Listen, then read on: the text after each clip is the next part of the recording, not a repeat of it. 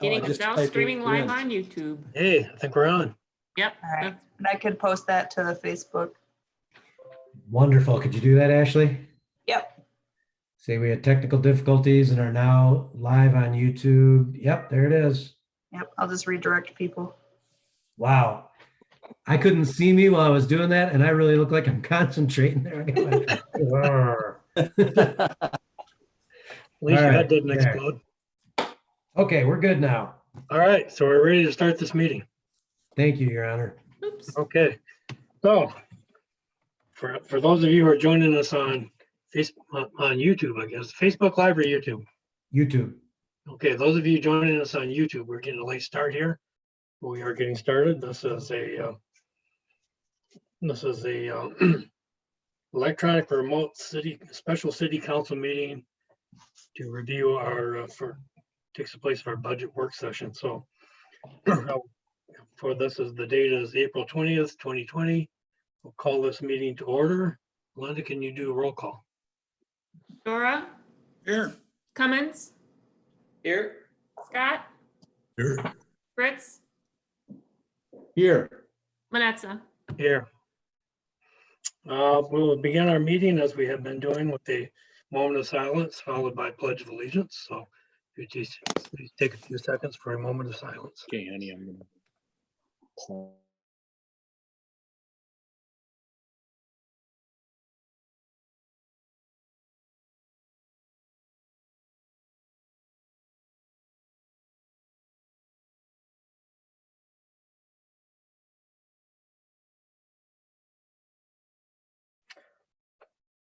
I will now lead us in the Pledge of Allegiance. You have your flag. There it is. Let's say the pledge together. I pledge allegiance to the flag of the United States of America and to the republic for which it stands, one nation, under God, indivisible, with liberty and justice for all. Thank you. You may be seated. So, our first, I'm not going to go through all the review of all the electronic procedures as we, this is our third go around on doing the electronic meeting. But I guess at this point, I would open up for a call to the viewing audience. Those of you who are viewing, if you're viewing, then you probably already found the link, but we would go to the on the grandhaven.org website, scroll to the bottom to the agenda tab, very bottom of the home page. You can see our complete packet for tonight's meeting, which in this case contains our complete budget book, everything that's proposed, what you're going to be reviewing tonight. If you'd like to comment during the general business call to the audience section of tonight's agenda, you may enter your comments. Can they enter comments on YouTube? Not sure. But you can also call us at 616-402-0815, and you will be able to comment directly to us over the phone. So, and if you do call in and you get a busy signal, call back. Keep trying until you get through. But we do take our calls to the audience. So, Your Honor. yes. On that, the electronic remote meetings procedures, we had it on there again because we updated it with the new executive order number on it. Oh, okay. Well, I didn't print that one out. What's the new executive order number? 48? 48, yeah. Executive order 2020-48. Yes. Okay. So for the records that we're operating under the replacement executive order, which extended the time we may do these meetings. Okay. Your So Honor, anyway, as I said, we're in our call to the audience portion right now. So if Bob, anybody, I haven't gotten a call yet, but there is a slight delay on YouTube. understand. But while they're waiting, could I share the screen share that you and your fellow council members wanted us to share with Denny? Yes, please do. Okay, let's see. This is for you, Denny, from your fellow council members. Happy birthday. Happy birthday, Denny. That's from your other, your companions on city council. So is it yesterday? It was yesterday. Okay.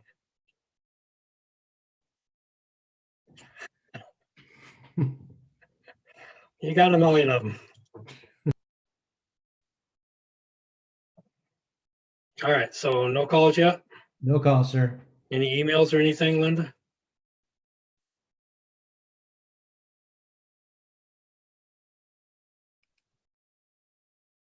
No emails? Okay. Okay, well, I'm going to close the call to the audience, but if anybody in the general public would like to do a call to the audience here, we'll have another before we close the meeting. So now we're going to go directly into our discussion of the budget for fiscal year 2020-21. So I guess I would, at this point, I'll turn it over to Pat. In the meeting. Pat, you're muted. As I was saying, I've unmuted everybody except for me. But if there is any background noise or anything, you can go ahead and mute and unmute yourself as you need to, but I'll just leave everything open. But I want to just thank everybody for being here. We've got 23 people participating right now. And I got some very good questions from city council members and the mayor. Also, probably more importantly, got some very quick expert answers from the staff. Particularly want to thank Amy for really digging in deep these last several days and getting that done. So starting off, I'll just get right into Denny's questions, if that's okay. And hopefully you all got a copy of the memo that I'm reading from. I sent it out this evening, probably about 4:30. I'm going to hit mute on everybody because I am getting some blowback from somebody. But you can unmute yourself if you do need to talk. So quickly, I'll just get through these. Denny asked a number of questions about specific line items. The first one has to do with our internet crash reporting. There was just a mistake and we had to increase LexisNexis. That's a company that we got reimbursed by. And that was a revenue account from 1,500 to 6,000. I'm going to unmute Amy because she's key here and she can jump in and correct me if I'm getting off track. And Denny, you just wave your arms or something if it's not being explained properly. The next one was in contractual services. One very deliberate thing we did this year, this was at Derek Gatos's recommendation or advice, to take a bunch of things out of public improvement fund. Maybe it was Amy. I was meeting with the two of them and we agreed that a number of things in the public improvement fund, typically we like to think of that as big capital projects, things that are literally public improvements. And I think way back when technology was first fresh, we considered any purchase of software, a fax machine or computers, those were really big capital expenses. So we plugged all that tech stuff into the public improvement fund, and we've just always done that way ever since. And it's just become comfortable. Well, this year we kind of looked at it and said, well, maybe we ought to pull that stuff out. That should really be an operational expense anymore. It's just a standard operational thing. So we moved a lot of that stuff over, and overall, I'll mention this a little later, the effect of that is really about $100,000 transfer of responsibility from public improvement over to general fund. So when you look at that general fund deficit, part of that can be explained by us pulling a lot of these things out of public improvement fund and saying, let's pay these as a regular operating expense. And I'll touch on that a little while later. But that's why that increase happened in that line item.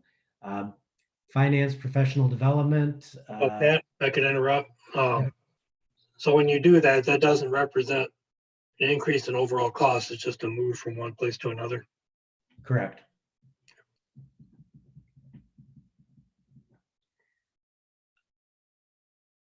Professional development, I guess, this, I'm just repeating what Amy provided to me. $10,000 this year to pay for conferences. It was smaller in last year, and this year we have newer staff and we're various conferences, seminars, and professional development opportunities in the finance department that we've put in $10,000 this year for that expense.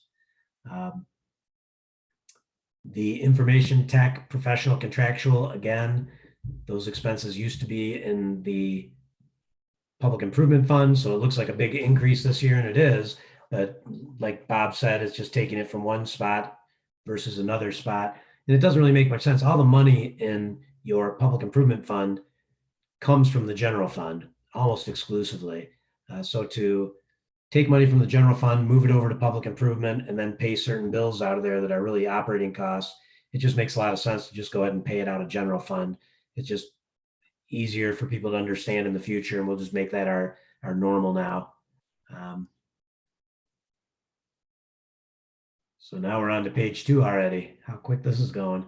HR tuition reimbursement. In the past, we've had this in a variety of different accounts. We thought moving it over to one central spot where our HR manager will be able to review those things and make decisions and keep track of that budget. So that was a good idea. I don't know if it came from Zach or Amy, but I'll give them both credit. Not sure. Neither of them are waving their It arms. was all Zach on that one. It's all Zach. Okay. Professional contractual at the cemetery, resurfacing the cemetery roads. It's a regular thing we do. Tree removals, regular thing we do. So rather than put that in public improvement fund, we move that back over to general fund as a regular operating cost.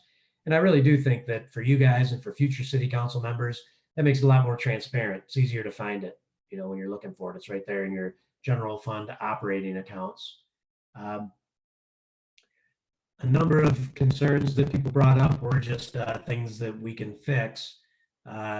Looks like 1920 on this Parks and Playground, Social Security and Retirement was overstated current year, but next year it's just based on the budget numbers, and Amy checked that, and that number is correct for this next year. So it looks like it was understated this year, so it made it appear to be a big increase.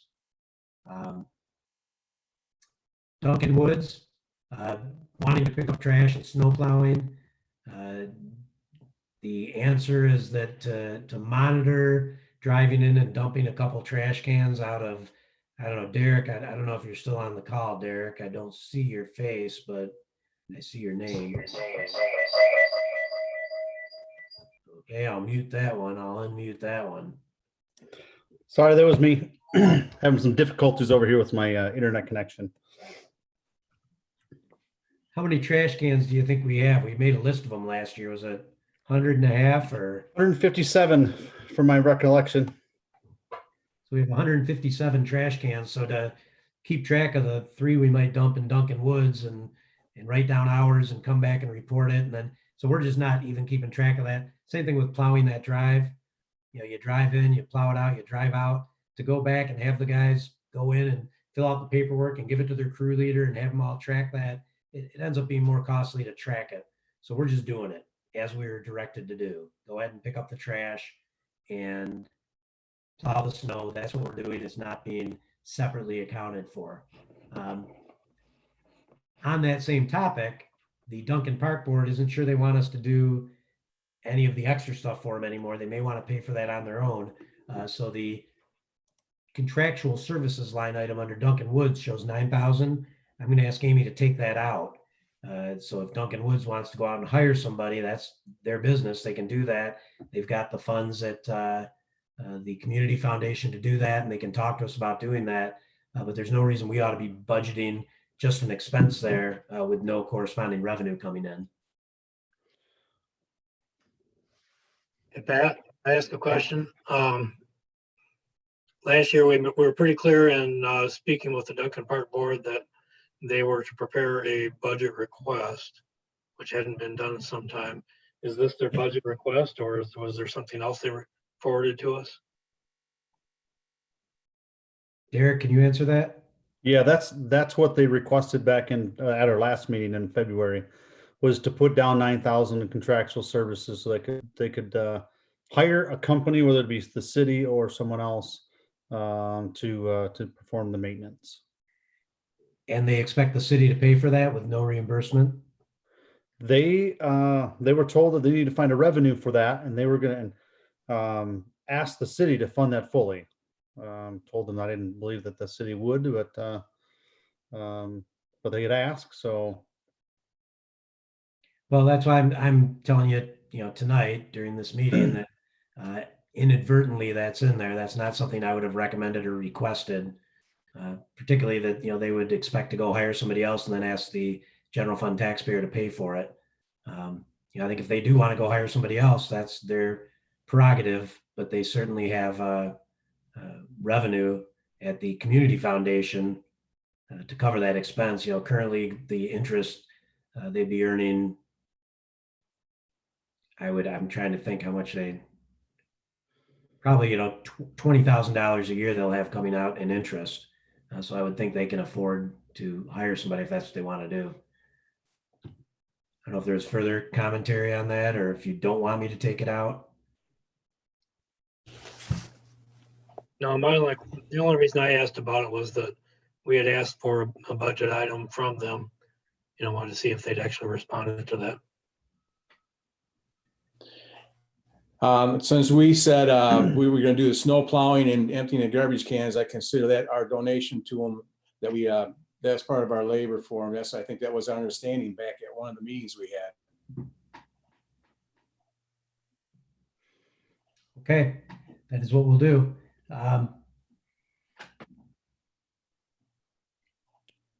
Some of the ones that are simply clerical things, I'll just let you guys read those. I don't have to go over those tonight, really. I'll just go over the ones that maybe are a little more meaningful. I've recorded everything that I got back today. And again, I want to say thank you to everybody on this call. I was just very stressed out. You can imagine, as I'm worrying about this meeting and worrying about being prepared. And it's a very thick document. And I've gotten a lot of questions.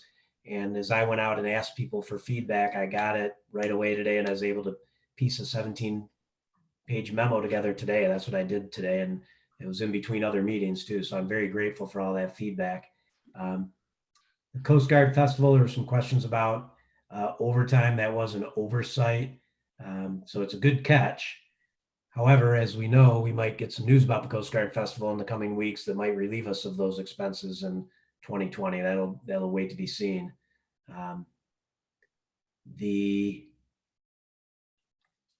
major streets revenue, 30,000. What are we buying?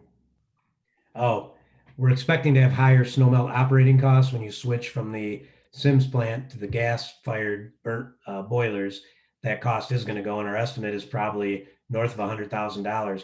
Now that's mostly refunded. 75% of that you'll get back in fees, and you will pay 25% of that if we stick to the past approach. There was a lot of question about the property at behind the DPW garage. We had looked at that. The reason that we want to buy that property behind the DPW garage for $75,000 is that the North 3rd Street Bridge property just over on Harbor Island, we think as the Sims plant is retired and other uses are made known for that real estate on Harbor Island, that there might be a higher, better use for that real estate than using it for public works laid out area. And so this has been a priority for some time, that we've wanted to acquire that property if possible, so that we can transfer that use and free up that property on Harbor Island. If not this, then we'd need to identify property somewhere else. I don't think Derek is moving into town. He's got a pretty good size yard. But I don't know if he wants us using that to dump all our brush and piles of gravel and other things that we end up putting out there. But it would be very convenient to have it right over there behind the Terrell building. Makes a lot of sense. But if you guys decide you want to push it off and try to identify some other resource to do that, that's certainly something we can talk about doing.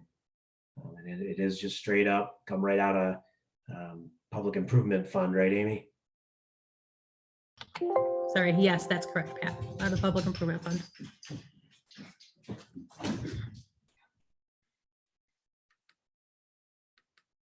Did you want to discuss that now, or you said it comes up a number of times? It does. A number of you brought that up, so I don't know if you want to take it up now and give me your feedback at this point. Well, this was Denny. We're on Denny's questions now. Let's ask Denny to go first. You're not hearing, you can hear me now? Yes. Okay, you weren't coming, I wasn't coming through before. Okay, all right. Yeah, I'm okay with that. I think it's a good idea to buy that property in back of the DPW. I was in favor of expanding that area before. We're kind of cramped in there anyways, so I think that's a good idea.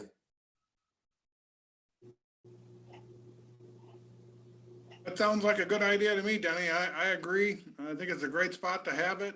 Everything's all in one space. We don't have to spread it out all around town, so it works good for me. So Derek, help me out. Where that has gotten hung up at this point, is it in the environmental area, or, yeah, I know it just sort of is, it's gotten snagged up on something. You're muted, sir. Sorry about that. We're waiting to try and get some funds from the county brownfield to pay for an environmental assessment of that. It's about $20,000. Avenar's given us a quote to do that. And we believe those funds are better used from the county's brownfield than from our own. It does involve, the whole purchase does involve another commercial entity, industrial actually. And to split that would be through the brownfield would be good. So I think the last time we talked about it, they had not funded it, but it wasn't that they were opposed to it or something, from my memory. So we can try and get that going again and get that property purchase moving along. It is way more convenient, as Denny would know, just to have 2 different sites or even 3 different sites to have your equipment and materials and all that stuff. It takes a lot of time for us to drive around the city to get to those sites and utilize it. So having that one location is a huge efficiency improvement. I guess my thought is that, oh, Mike, you want to go? Fritz? Yeah, I have to agree with everybody. I think we've discussed this before, and I was in favor of moving forward on that. Because we don't know exactly what's going to happen on the island itself in the meantime. But having it all in one location, if you've ever been into the back part of the DPW, it is definitely, tight quarters. So to expand that and put everything in one spot is so much more convenient. So I have to agree to move forward on the land purchase on that. I guess my feeling on it is that when we talked about it before, we thought, yes, that's a nice piece of property. It would be convenient. It would probably be a good purchase, but I'm looking at a budget that's projected to be over $300,000 more expenditure than revenue. I don't see how we can be buying property under those circumstances. So I guess I would be, while I'm not opposed to buying the property, I'm not in favor of buying the property when we are looking at a operational deficit. We still have a budget surplus of 25%. That's quite a bit. So I don't have a problem doing it. I don't have a problem doing it at all. I suppose we could spend money on all kinds of things at that point. Ryan, you wanted to speak? Yeah, how big is the property that we're looking at purchasing, and then the contamination concerns? What kind of contamination concerns are there, and then what kind of liability does that set us up for in the future for purchasing this? Yeah, as far as acres, I don't know exactly. Do you know, Derek, in acres, how much is there? I thought it was like 2.3 acres was our portion of the property. It was being split with that other entity. And as far as contamination, the assessment is to verify if there is some there. And we know that it does have a wetlands classification. We don't know if it would prevent us from building there or not. That's what the assessment will also be able to tell us. What type of mitigation, if any, would be needed to build a yard there, just a storage area. We weren't looking at necessarily any structures. Yeah, that could really dramatically affect the price, because we looked at it and made a, conceptual offer. I won't even call it contingent. We were just discussing things. Like Derek said, there's a neighboring property owner that was interested in going in on it with us. And, we just looked at the assessment on the property, looked at what the value of the land was without the building, and then did a square footage calculation and said, well, that looks fair to us. And he said it looks fair to him, the seller. And then we said, well, okay, this is assuming we can use it for what we want to use it for. And we don't know that because it is kind of sloppy in there. We know that I think those are all celery fields out there at one time. And so it's kind of become as everything gets developed around it, this is like the donut hole. So we think all the water might be sitting in there. So we've got quite a bit of work to do yet. And the first thing that came up was, well, what about environmental? Let's see if we can get some money from the County Brownfield Authority to answer that question at least. And that's where we left it. And everybody's, I mean, so busy. CS Erickson is very, very busy. We're very busy. So it sort of took a back seat and we're just continuing. I think if it stays in this budget, I think this might be the third year that it's been in the budget. Is that right, Derek? If not 3, for sure 2. I can't remember the first year if it was in there, but yeah. So it sounds like the neighbor's not in an immediate hurry to purchase their half or going on it today. And we're not sure how much actual work may need to be done, how much maybe fill it's going to need to actually make it usable for your purposes. We don't know what that cost would be. No, and that's the magic number. CS Erickson does need to expand. They have been looking outside the city as well, for a solution if this wouldn't work out. But it's $20,000 to get the answer, and that's not recoverable. That's just an exploratory. Can we use it? So we're hoping to find not city money, coffers money to get that answer. And if it, came back that the cost to fill it or drain it, or, if we had to do wetland mitigation and it, it could be really prohibitive, and we'd go back to the owner and say, well, it's going to cost us $50,000 to make this usable. So we want to revise our offer accordingly. Because, we offered the 75,000, and I think CS Erickson's part of it was it like 40,000 or something? I'm thinking overall the total cost is like 110. Yeah, and I'm sorry, Pat, I don't have their portion of the cost. So, CS Erickson was going to pay for part of it. We were paying for the other part of it, assuming it was ready to be used. That we just go in and cut down trees and put down a bunch of gravel and pave part of it, put in a driveway. But, if it's not ready to use, whatever, encumbrances on the value there are would have to be taken off the price. So really leaving it in there, we may or may not end up accomplishing this. It would certainly have to come back to city council for further action. We can't just go buy it if you put it in the budget. This is just us putting it in the budget, and it's an opportunity thing. I wouldn't expect that you would have this kind of money sitting around in your operating budget, and you do have funds in the public improvement fund that would be ample enough to cover this should you decide to keep it in the budget. I guess I'm not opposed to having it as a line item in the budget, but before we'd actually spend it, I'd like to know how we're doing on our budget, because we are projecting an operational deficit at this point. There's a lot of unknowns in that, such as what our healthcare claims are going to be in the future. But I just can't see us spending a lot of money when we're not taking in the money. And I think there's a lot of unknowns coming up in the next fiscal year. Oh, I agree, Bob. But the thing is, just put it in the budget and just keep us informed of where we at on the budget. If we're into a deficit getting worse than what we anticipated, that's one thing we can always drop off and say, no, we can vote on it as it comes up saying, no, not this time. We have to wait on it or whatever. We can make our decision then. But I'm in favor of just leaving it in the budget for now and just keeping an eye on things. That's the best way of doing it. At least we have the opportunity there. If it does arise, we can either move forward or not. I understand. I just want to make sure that, Daniel, you started to talk, or? Yeah, I was just going to say that I agree with Mike. I think we ought to leave it in the budget, and then when we get all the results back and Pat brings it back to us, at least we can determine then if we want to spend the money or not. But I'm for leaving it in the budget right now. Yeah, we can do that. I just want to make sure that we have the right frame of mind here, that our fiscal responsibility has to be held to a high standard. We're not just going to buy it just because we budgeted for it. A lot of times when these things come up on our agendas, our first question is, well, is it in the budget? Oh, okay, then let's do it.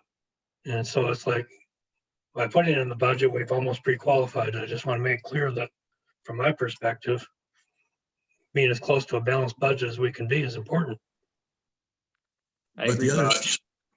the other thing, Bob, you know, I mean, we have to remember too that we're putting all those materials all in one facility. It's going to save labor in the long run. It's going to save transportation costs back and forth from where we had it before. So even though we're spending $75,000 or whatever was, I forget that's in the budget, I think. But anyway, whatever was in the budget for it, we're still, I mean, that's going to be a thing for the years too.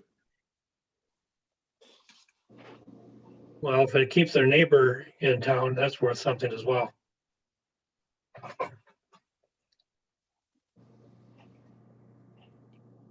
Okay, you know, a lot of other minor things that, again, I encourage you to read about, things like the airport telephone and that. But I do want to jump down to a comment from Denny, and we got it from somebody else about putting more money in the budget for resurfacing our roads. Derek, how much resource are you going to have current and next year for road resurfacing? So current year, we're spending 137. We're spending 137,000 on resurfacing one road this year, $300,000 roughly on raising the two intersections for the high water impact. Well, that's where resurfacing $450,000 went this year. And then next year we have the full 200 or 450,000 split between local and major roads. We haven't identified where those roads are going to be yet. We'll probably start with the ones that we took off for this year. But we'll reevaluate those before the fall, before we get into the planning stages for spring of 2021. So in the current budget, it's still the normal 450,000. Okay, my concern is that we took $300,000 from resurfacing this year to put it in raising the other roads up. So that came out of the resurfacing projects that we're going to do. And so I'm just asking to put $200,000 back into that. You know, I think right now we're getting behind on our road servicing projects. I don't think, you know, looking at the roads, I don't think we can afford to get behind any more than we are. And I think we need to put that money back, $200,000 back in that budget. So in other words, we'd have $450,000, no, $650,000, excuse me, their total instead of $450,000. I think that's what we need to do.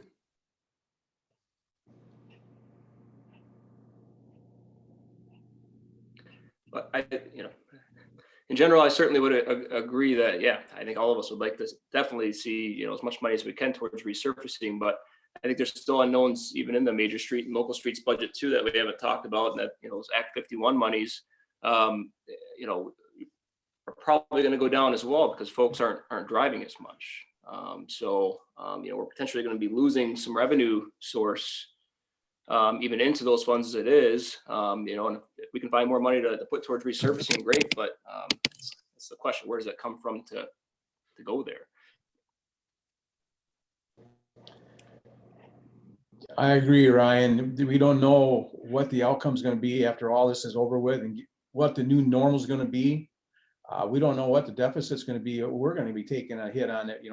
Is it 15%? Is it 5%? Is it 30%? What we're going to get, we don't know. So everything's going to be hurting because of this. You're absolutely correct. Nobody's driving. And my business, for sure, a good example is there's nobody out there. I mean, I walk around and I see there's hardly any cars. So I'm not in favor of taking any more money out of our general fund, out of the fund there, even though we have a fund balance. But every year we keep saying, oh, we got a fund balance, let's take some more out of it. Well, one of these days we're gonna have a rainy day, and I think that rainy day might be coming up faster than what you think. So I think it's here. Yep, I think we have to be more cautious and pay attention a little bit closer than what we've been doing in the past. So this year is going to be a whole new ball game. It's not going to be the same. I have to agree, Denny. Yes, we are behind. We might get behind, but there's going to be some other crucial things that will be coming up that we're going to have that fund balance to go for. So I'd rather be safe on it myself right now.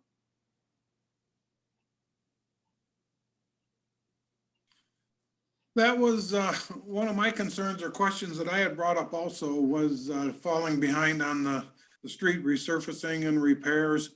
I know we struggled with that a couple of years ago, trying to find a way to get caught back up. I don't want to see that happen again. But by the other hand, Mike and Ryan, I understand completely what you're saying, and I have to agree with that too. Nobody knows right now where we're going to end up on any of this. It's just kind of a big guess.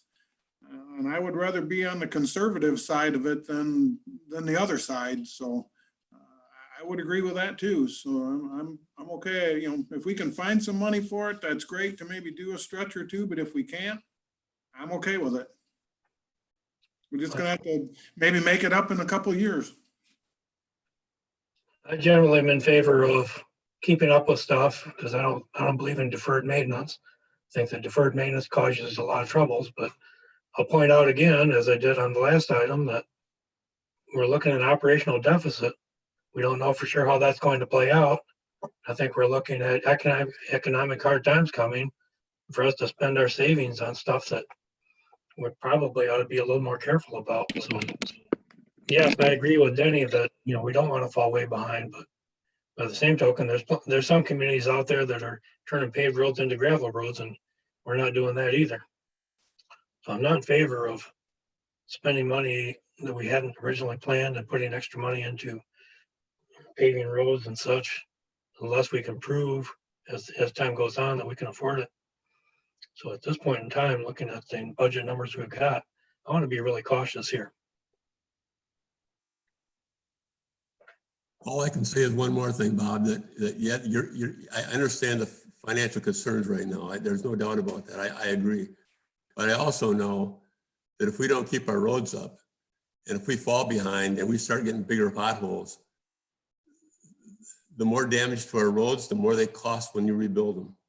So it's up to you guys what you want to do. I mean, it sounds like you guys have enough votes right there to go ahead and postpone it, but it's a critical decision really to keep our roads up or not, because if you don't, then later on, we're going to be spending more money on the roads because they're in worse shape than they are now. Understand. I was in industrial maintenance for a long time. I understand.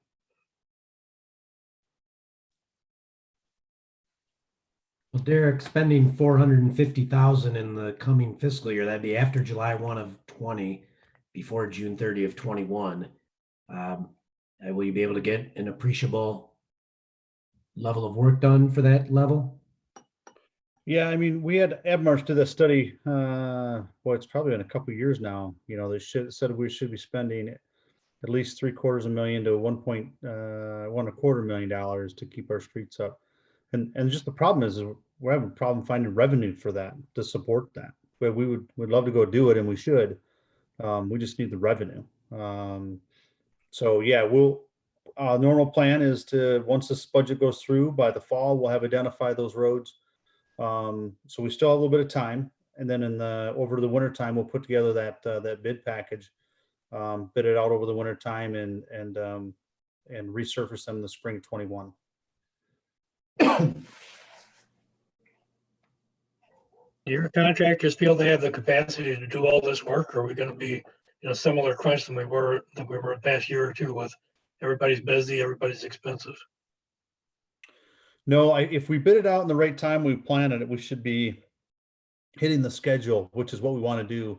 We don't want to have the schedule full, then bid out projects. So I've tailored our resurfacing program to identify those in the fall or the winter time, construct all the documents, do all the bidding and awarding January, February at the latest. And then, we got a really good bid this year. Local company Muskegon's going to do our one road for $137,000. And we got some pretty good pricing. In order to do that. So we have time if we do find a revenue source,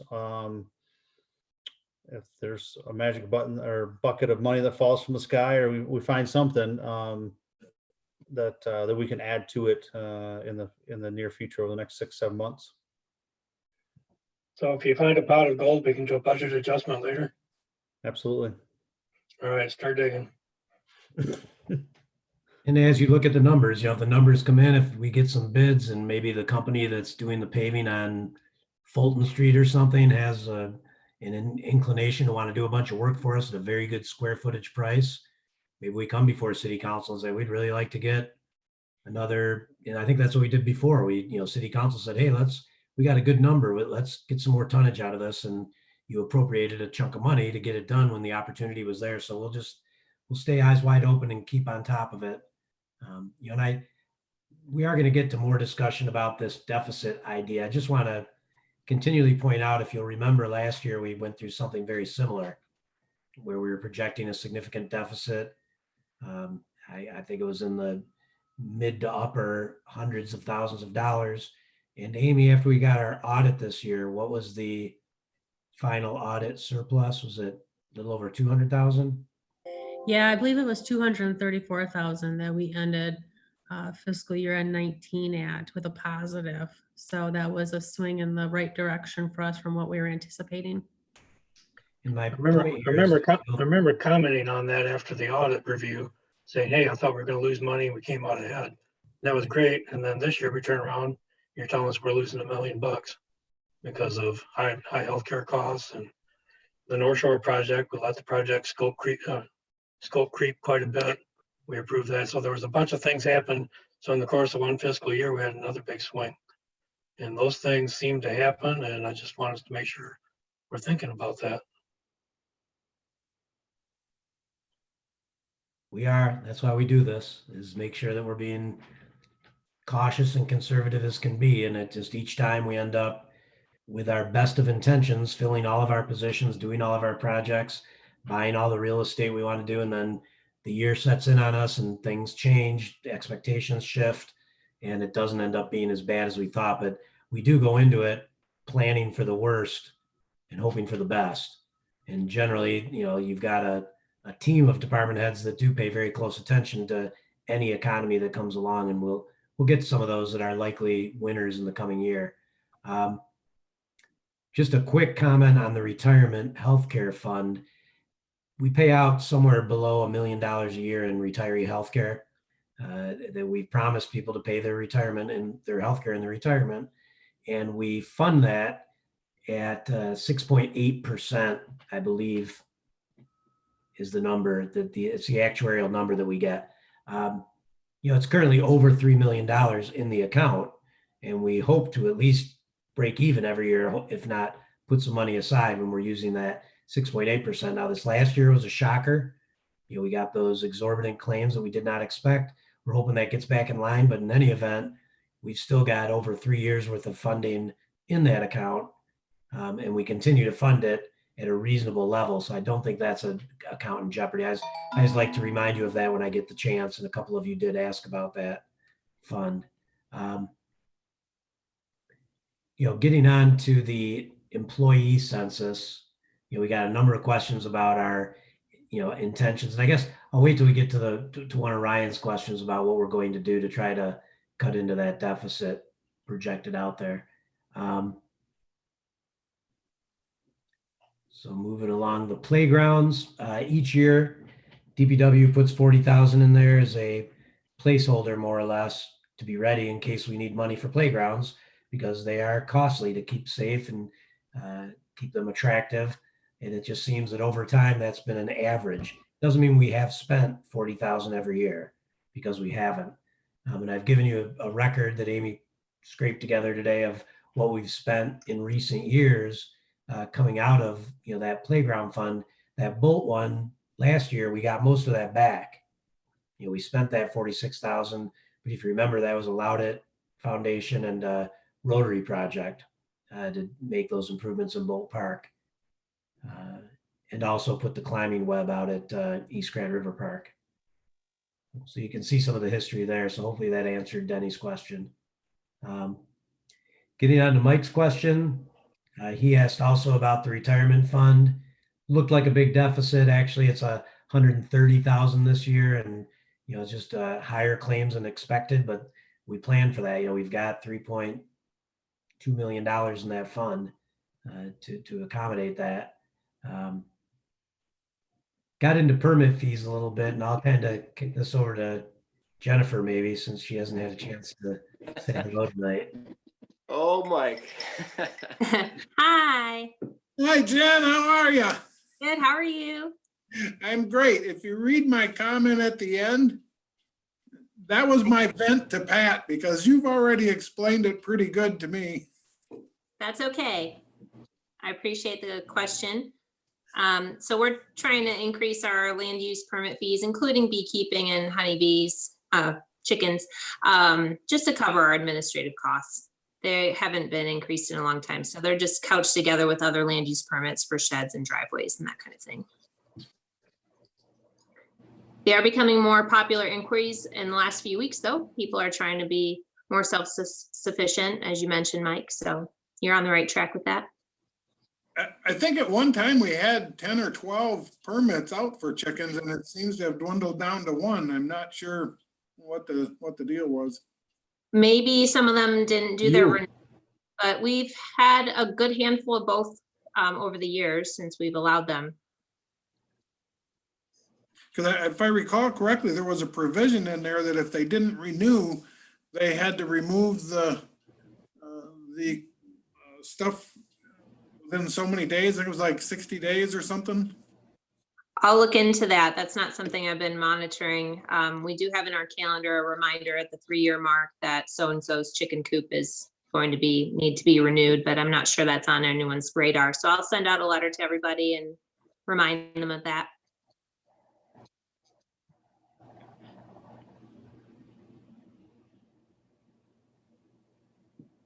Okay, so there's the B section of our meeting. You'll notice some irregularities on sick time, sick pay, payouts. We did have this transition to PTO from an accrual-based timeout to a bank. So you'll just some irregular things. I don't know if you wanted to add to that, Amy, at all.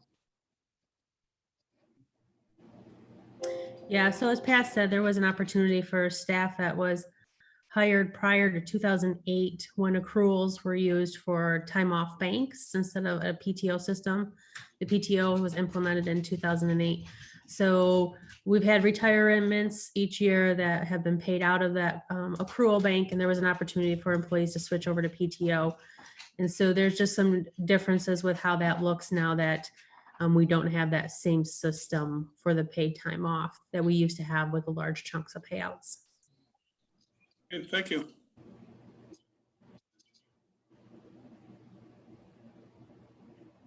Oh, I'm still on. Good. Jumping down to the same question that Denny asked, more or less, about the $200,000 maybe added for resurfacing. And we pointed out under Mike's comment that where the tax levies come from, 0.35 mils, and then the 0.5 from Ottawa County. That's where that $450,000 comes from. There is an alternative that you could add millage. If you want to do another 200,000, it'd be 0.31 mils. So if that's something you wanted to do, there is room under your cap, and that's just a comment that I included in there.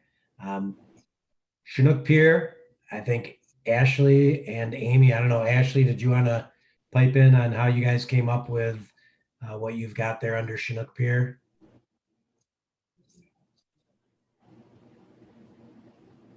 Maybe Ashley left her living room. I'll try to pipe in for her.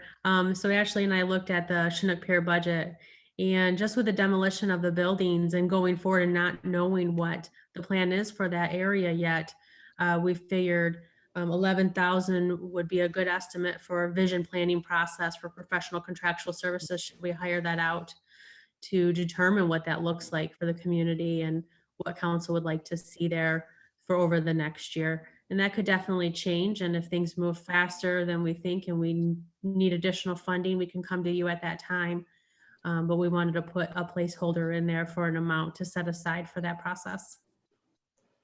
I think that's a reasonable amount for a planning effort. We have planning firms out there that will tailor their time to meet our available funding. And if we're looking to do more than that, we can certainly buffer it with internal staff time, or like Amy said, ask for additional funds.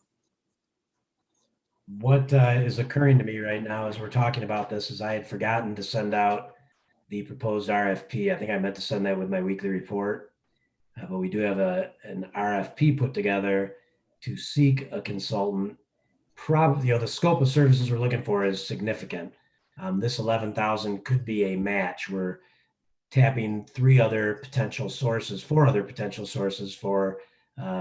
funding support to help us pay for such a study. If we're going to do it, I'd like to do it right, make it very complete and enthusiastic. And, we can do what we can do on staff and do a very good job. But I think we get a lot more when we've got a consultant with a fully funded, because we're talking about doing a full master planning of the whole waterfront area, followed up by assistance developing an RFP to find a private developer to partner with us to rebuild something down there. So that's going to be a pretty extended engagement, probably all the way through the holidays. Ryan Kilpatrick thought we were maybe looking at 30,000 being kind of a light budget. So if we budget 11,000, it gives us a match, and hopefully we go out and find a couple other funding partners and come up with the 40 or 50,000 it might cost to do a really, really thorough job. But you're only going to get this shot once, and I would think you want to make sure you don't go cheap on it, because this is your waterfront. And I've gotten all indications from all of the elected officials that you want to focus a lot of attention on this. So that's what we're trying to do. Thanks for that, Pat. I agree with you. The other piece, where we could potentially, if folks wanted to put the pop-up shops, or there was some discussion about bringing in sand and those sorts of things, obviously there's some cost to some of that, but then also some potential revenue of, renting out some pop-up space, or, maybe not us building the pop-up itself, but, is that something that should be included in these numbers?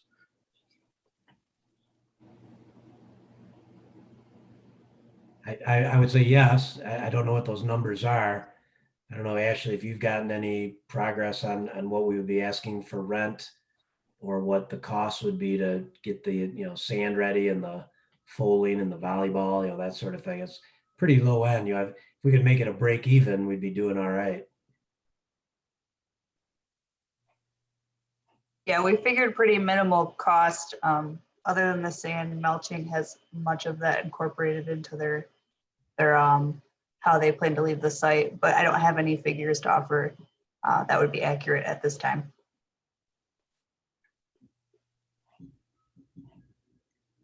So I don't know if, you're thinking that,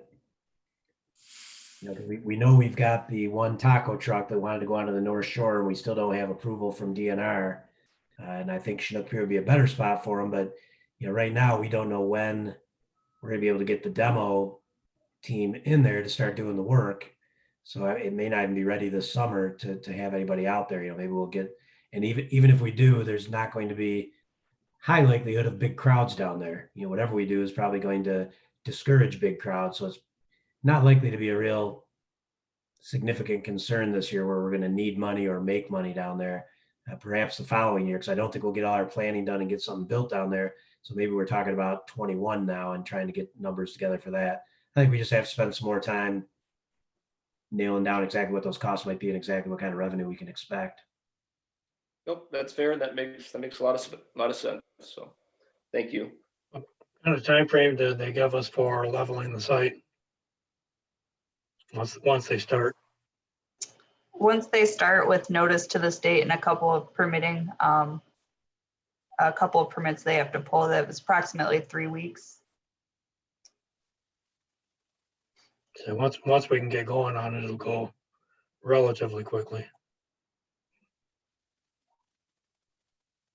Jumping over to Ryan Cummins' questions, his first one about revenue sharing.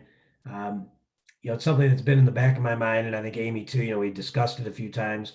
No way to really tell, but we thought we'd, since we're already into the fourth quarter of the current fiscal year, we'll use 5% reduction for this year and 10% for next year. So Amy's going to insert that $150,000 impact this year and next year, making things look that much worse for us. Thanks, Ryan. That might be more conservative than what it might end up being. I agree, Mike. I think that it might be a little bit more conservative. I agree. I think I'm with you, Ryan. That's realistic. Can we also, would it be fair to do the same thing for the Act 51 monies? I think MML today did a presentation with the Treasury and they were saying for, March and April, expect, that maybe half of the sales tax revenue would, have been wiped out for those 2 months. So, I mean, so there's maybe, 8 to 10% of revenue sharing, over an entire year. But, and they noted the same thing on essentially they said it on all revenue sources, we probably should be expecting some decreases, even on the property tax side, because people just may not be able to pay their taxes, not necessarily from a loss of value. And I think we should put in something, show some reduction. I mean, it may be more, it may be less, but and I know it's very hard to predict. It's not easy right now to get a good number. I mean, everybody's trying to figure this out and having the same discussion, but I think some reduction is prudent so that we can look at, okay, how can we reduce the deficit even from there? So. Yeah, that's been something I was, every time I've spoken tonight has been concerned about what the future holds for lower revenue, and we don't want to pile on costs that we don't really have to do. So yeah, there's lots of things we would like to do. We may not have the revenue to cover them. I hate to spend all our savings. Yeah, we'll look at the Act 51 numbers too. We'll make a note of that and see if we can't have a proposed reduction. Because that's the heck of it is. It's very interesting because the Act 51 formula is a per gallon tax, I believe. So even though prices are way down, that shouldn't impact our revenue. But what will impact it is people are driving a lot more. Eric, Yeah, when I did the revenue budgeting back in January for this, the actual formula is more of a gallon tax. However, the increases we've been seeing over the last 3 or 4 years was the increase of that sales tax going from one side from the general fund or wherever they bid it before into our revenue stream. So I got an email about 3 weeks ago saying, we don't know what this is going to do to our revenue. Don't anticipate it going up, is all they said. So it'll affect it somehow, but they don't really have an answer yet. I've been trying to keep monitoring that closely. Well, if we make a 10% assumption, I think we'll be conservative, and we like to be that way. Yep. So the next one is really a big meaty part of this whole discussion tonight, that you all kind of hinted at this. So you'd like to know, what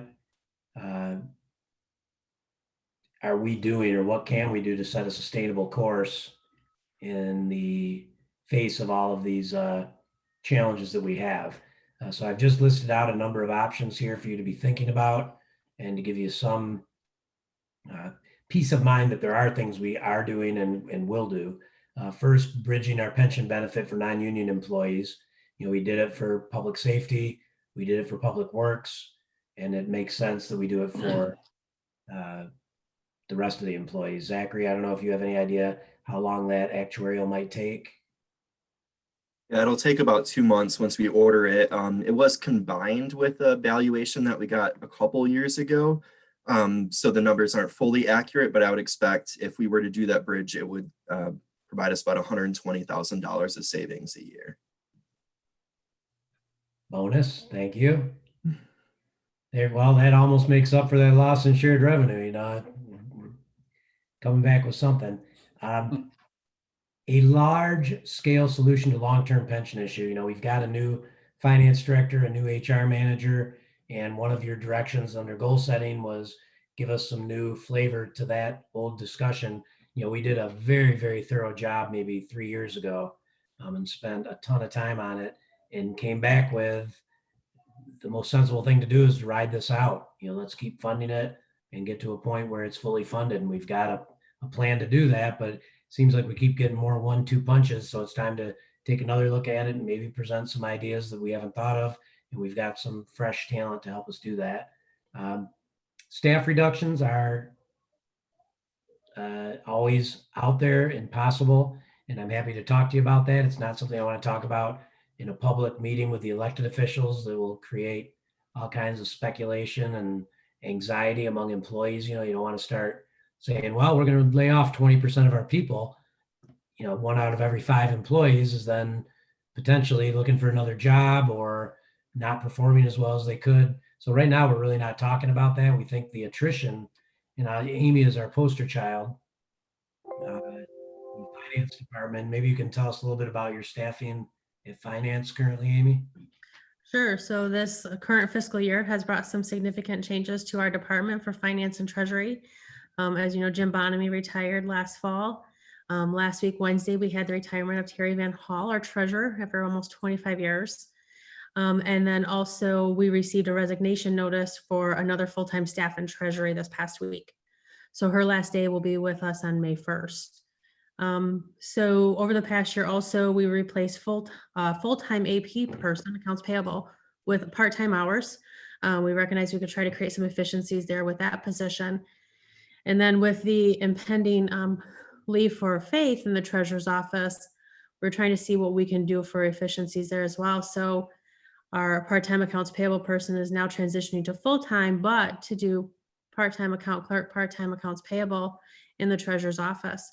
So that will leave 2 staff members in treasury, but the functions are changing there as well. And that'll leave us down positions. I'm going to, Trina and I are going to absorb the treasury duties at this point in time. We're going to evaluate that as we go forward. So we actually currently have 6 staff members, down from 7.5.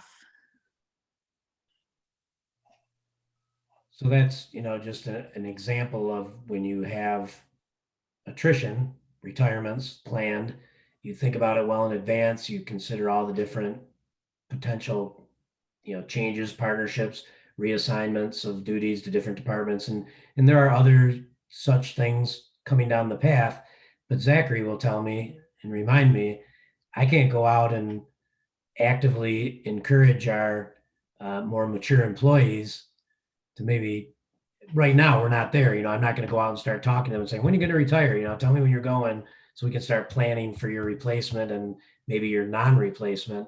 So we just wait for those to come up, and we've been very successful at finding significant savings. And that'll be what Amy just talked about, are some significant savings. You know, 1.5 full positions, a half position at the clerk's office right now. These really add up, and we're doing it. It's very bold. It's brave. You know, we're going to watch how our operations go. If we start suffering, we may have to staff back up, but I'd rather give it a shot, see how it goes, see if we can sustain it.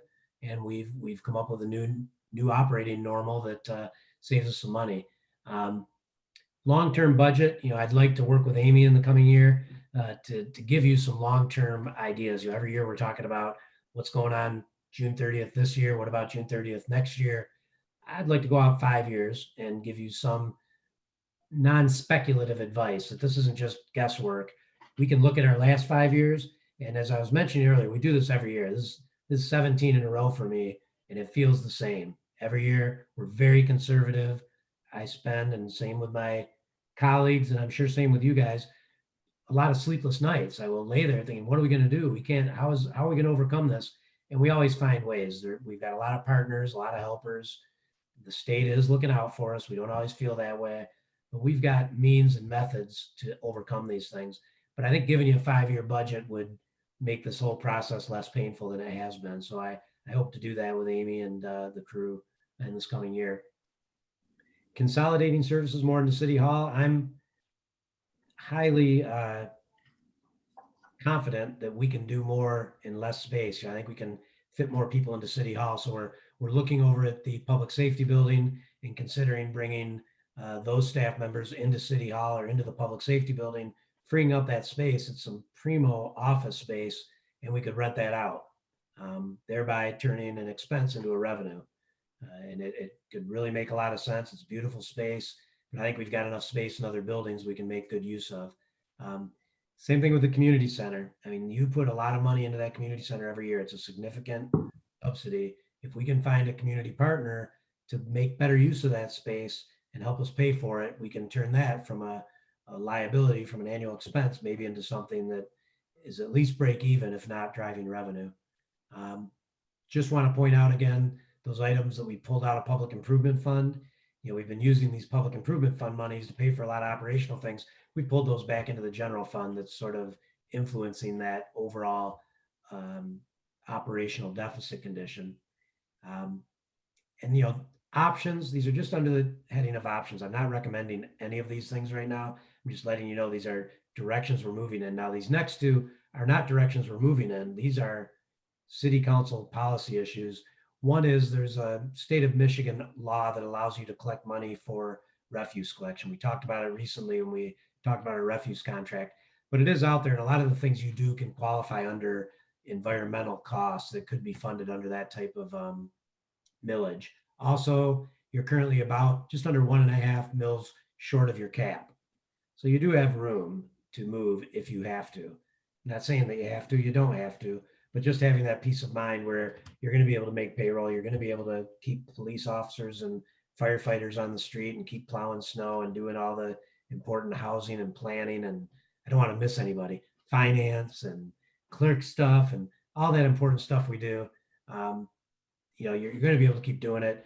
And I'm not recommending you increase taxes. I'm just saying that is one of the options out there. So I don't know if that answered your question, Ryan, that those are some of the things we're looking at.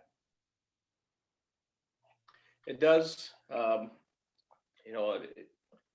Obviously, I think my approach to this has been, capital projects can be reduced, what operational expenses can we reduce, but obviously that comes at a cost a lot of times with service delivery and those are difficult decisions to make. And then, I think at the bottom of my list, is certainly any tax increases. We should be looking at all of those other options before we go towards asking, taxpayers for more money. But I guess overall, I know we're making the hole even bigger because we're now projecting some decreases in revenue from, the revenue sharing side and some other areas. But, I really I hope the rest of the night find some ways that we can really get this deficit down as much as possible, knowing that we still may face a lot more uncertainty on the revenue side.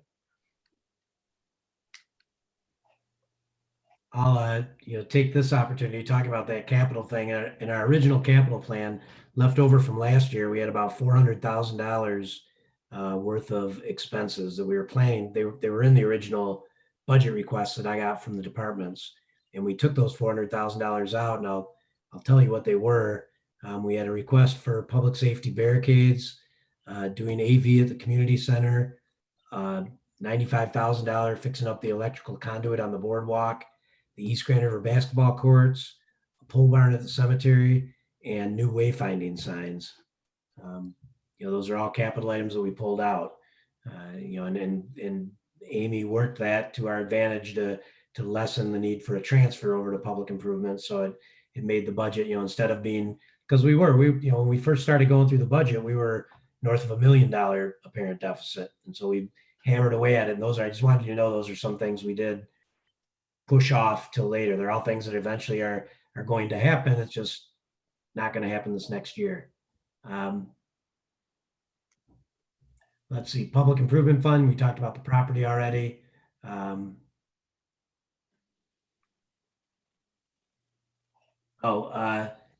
couple of you asked about the basketball court project over at Mulligan's Hollow. If you're there, Ashley, and you want to weigh in on this, I think you're the most well-schooled on the Land and Water Conservation Fund project at Mulligan's Hollow.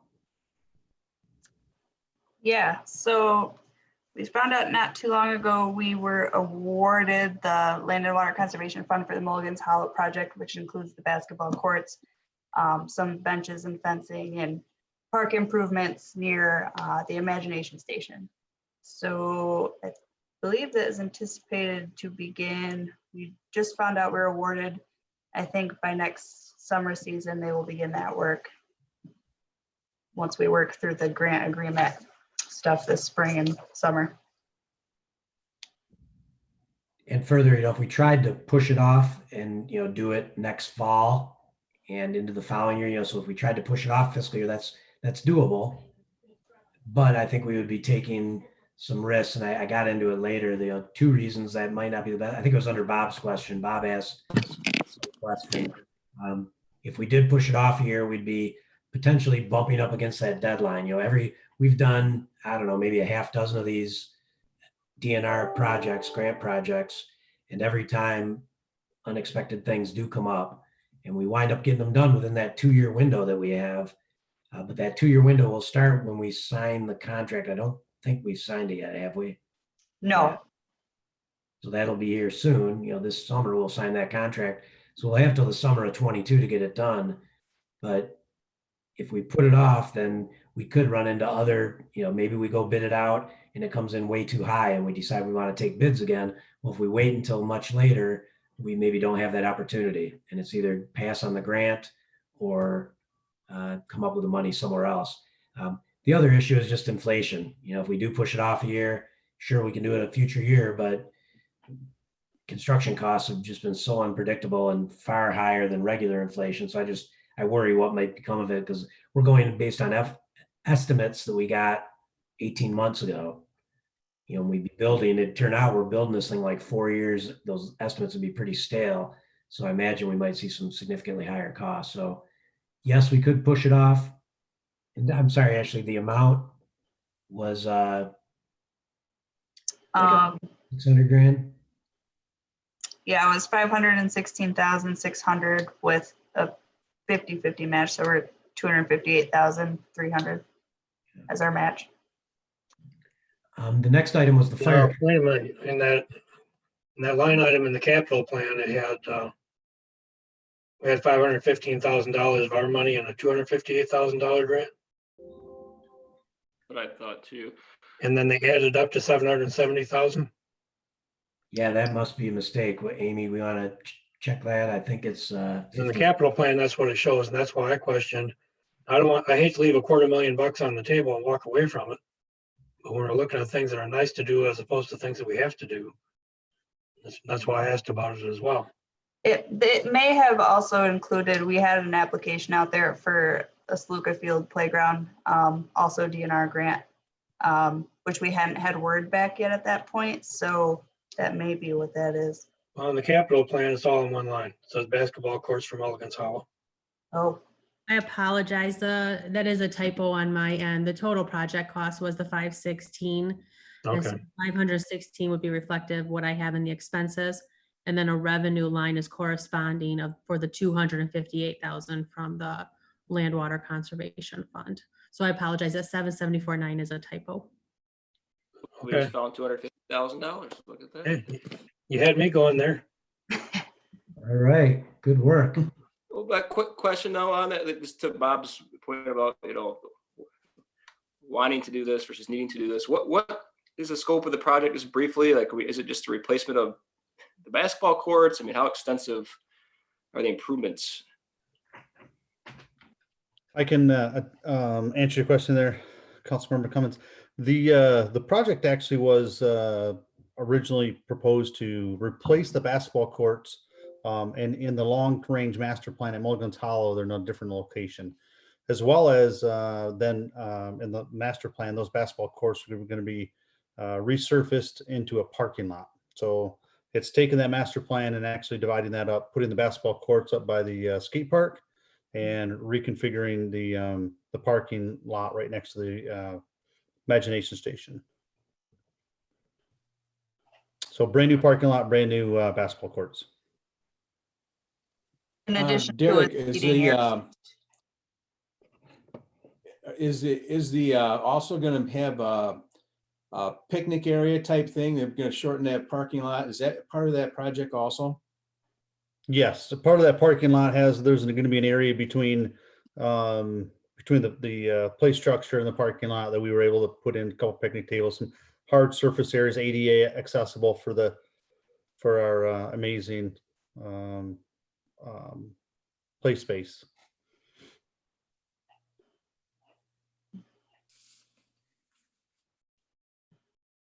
Thank you.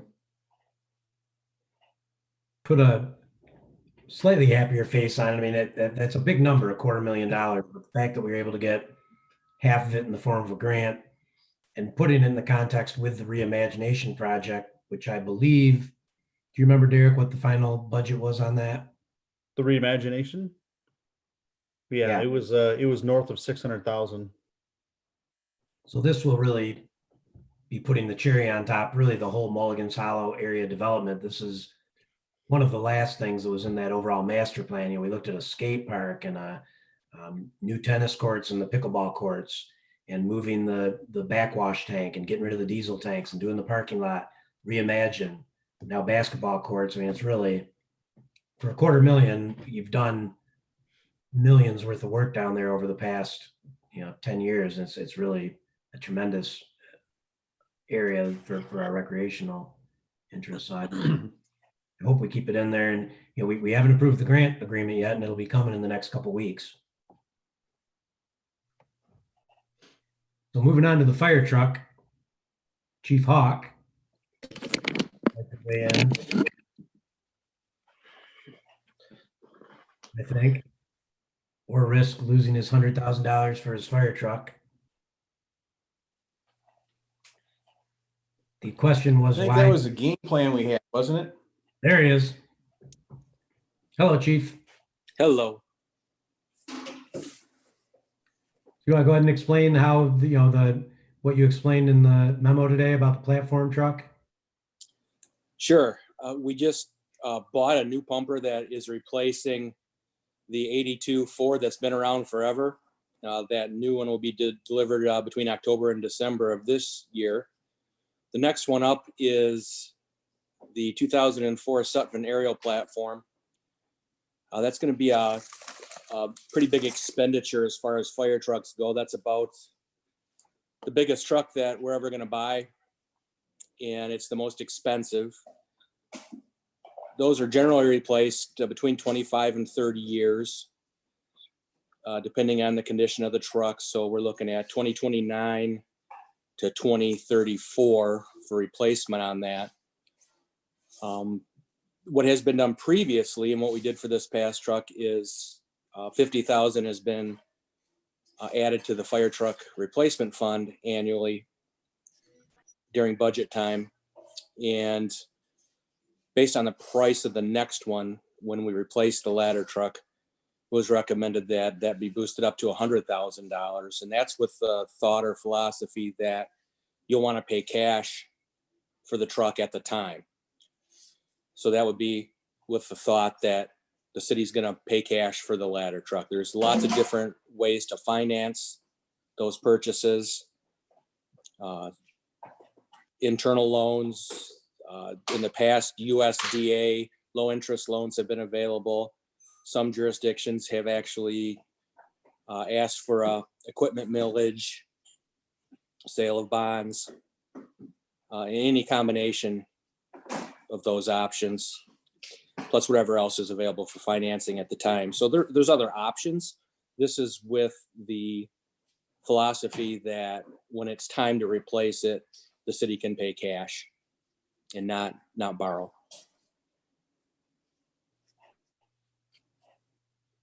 I've been in favor of this whole process on it, and going $100,000. I think the game plan was for us to do that so we could pay cash for it.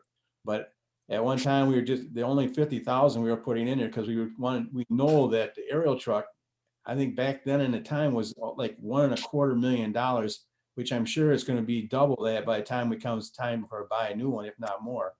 Those things are really, really expensive, and if you have to finance it, you're going to spend a lot of more money on it. So I think planning ahead, even though it's a large amount we're putting in there, but it's actually in the long run, we'll be saving a lot more in a long time. I agree with that. With this move.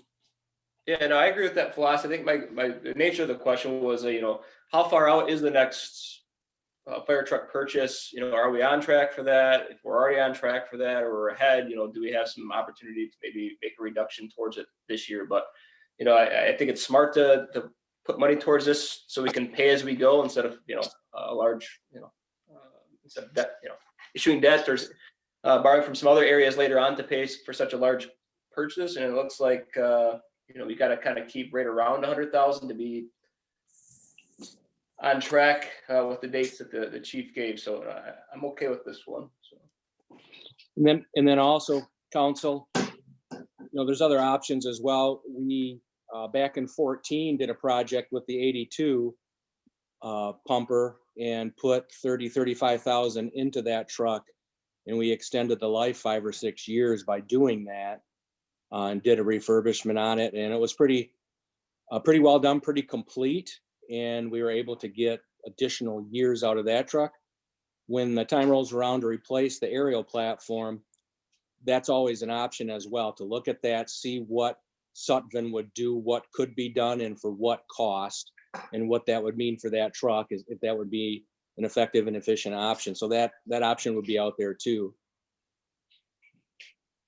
which may be substantially less if that, you just weigh the cost versus the benefit. How many years do you think you could get out of it by doing the refurb on it? And if the truck's in good shape at the time, it might be worth a thorough analysis at that time. Either way, Chief, if we do an analysis and a refurbishment, or if we buy a new one, I'm in the same boat as Mike. I'm of the mind that we should put away enough so that we have a fund where we can go either way, either extend the life or buy a new one if we have to. I think that's a smart move. Pay as you go, and instead of financing it is a better idea to me. We've been doing that as long as I've been on council, and I think it's a good idea. And I think we can continue doing it. I'd much better pay cash for it than have to go out and borrow money for it or ask for a millage.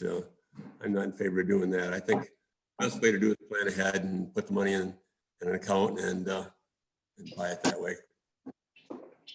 Yeah, I agree. I think that planning ahead and having the money when you need it makes perfect sense.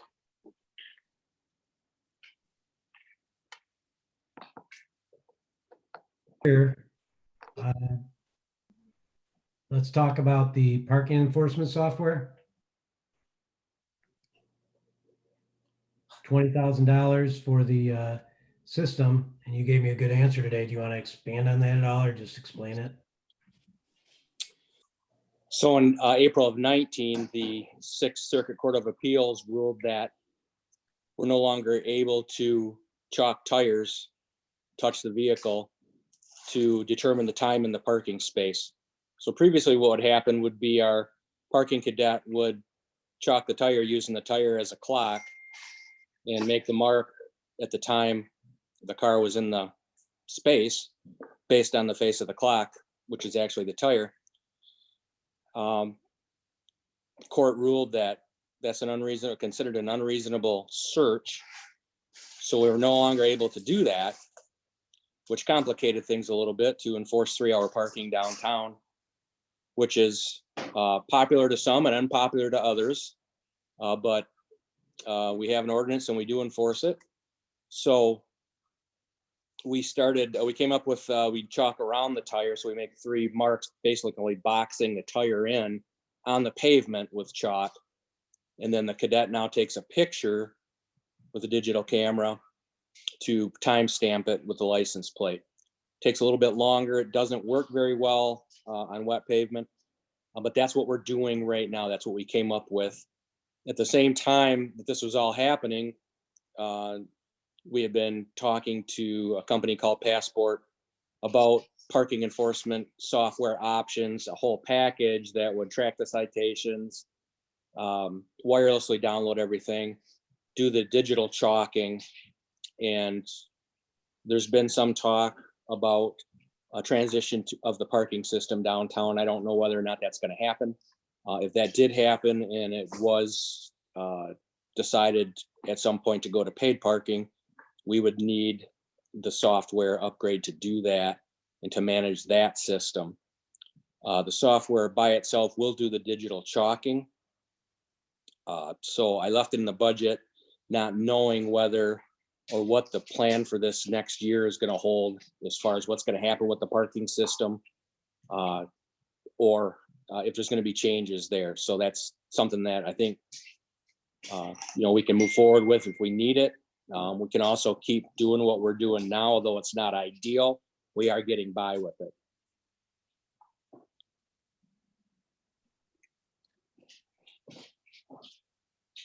As long as you're on Thanks, the roll. Chief. Go ahead, Terry.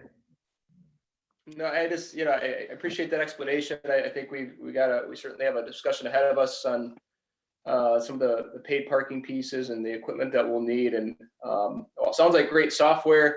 I think with our current economic uncertainties, maybe this is something we should kind of wait on as far as a purchase goes.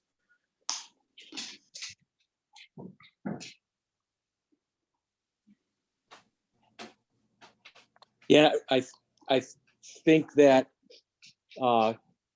it's dependent on, where you think the parking system is going. And like I said, we can make do with what we're doing now. It's not as effective, but we're getting by with it. And there's some wiggle room there. It's not absolutely urgent. I think some of it goes into too. We don't know what kind of summer we're going to have, how busy, how large the crowds we're allowed to have in our downtown or along our waterfront, and how many people are going to be coming down and parking. I think that factors into. Derek gets after me with all the chalk I have marks on the pavement. He doesn't like that too much, but I think what he really doesn't like is when we're chalking the tire around his Jeep. So Perfect. Thanks, Chief. I can see this I purchase don't mind being, the chalk on your lawn. It'll wash away. I can see this one being like when we talked about a couple other items tonight, is that once it comes up to council, our first question will be, well, is it in the budget? And when the answer is yes, we say, okay, let's go. It's just, our budget statement is also a statement of our sense of fiscal responsibility. So is it something we really need or something we want or something to make a case for? Do we leave it in there just as a placeholder? Or do we say, probably not going to do that this year, so let's not put it in there? When you do the I math, it have comes to out as a agree with deficit. Ryan. I agree with Ryan. I think we should probably take that out for now and what we're doing, because we do not foresee what the future is going to be down here and how it's going to look. So if it's working good for now, let's do what we have for now until we come up with what we're going to do with the parking situation. If we do change it, we can all fit that into that time. But right now, I don't think it's something that we necessarily need to spend the money on.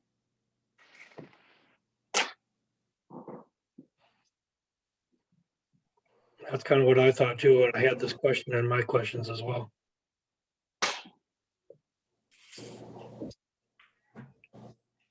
So for now, we'll keep drawing on the asphalt. It's not the best way to do it. It's better to use a system that is common usage. It's what most everybody's going to, but we can always go at a later date. Whether we go to pay parking or not, I think it's a good idea to become better at our parking enforcement than we currently are. Because currently we're doing it like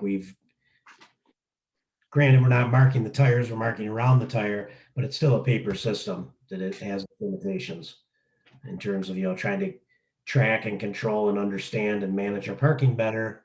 We're not quite there yet. The next one though, Jeff, was patrol car rifle replacements. Could you explain that one? sure, we have our patrol car rifles that are a critical piece of equipment. Purchased in 03, 16, 17 years old.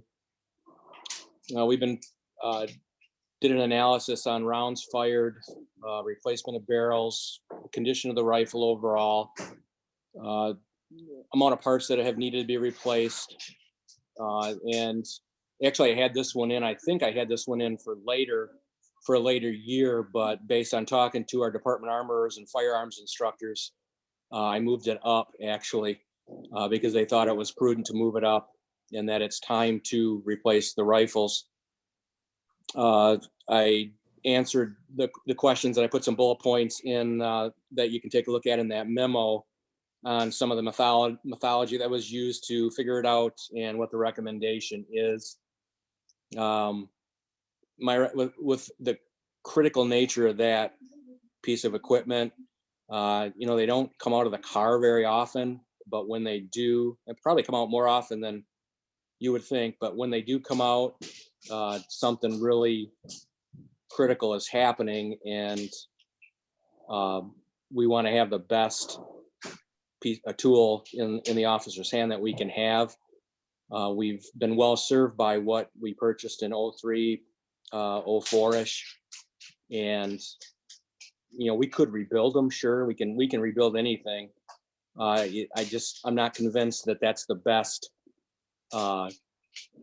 plan for what we have right now. I think it's better overall to just say we've been well served by what we have, and it's probably not prudent to try to rebuild or start replacing those parts. And it's probably better, based on the nature of the equipment, to go ahead and expend the funds and replace them. Hey, Chief, that 900 that you have listed there for replacement barrels, foregrip rails, lights, bolt carriers, is that a per rifle cost? Yeah, that would be per rifle if we were to start rebuilding them. And what's a new rifle run? New rifle with the light is going to be, rifle's going to be around 1,700 and a couple hundred for the light. They're about $2,000 a piece. We have 10. We really should have 12 to have everybody that should be carrying one carry one. So that's also figured into the expenditure. Chief, I appreciate your analysis and fully support your recommendation. Thank you for your time on that.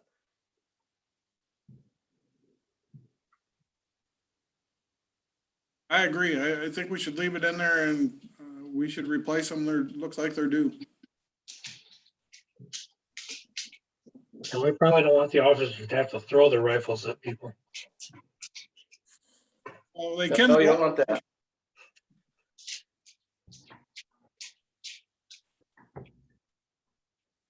So, another one is the DPW garage. Since Jeff got his rifles, we'll see if Derek will get his parking lot. He has to repave the parking lot. Derek, I don't know if you're out there, if you want to. Yep.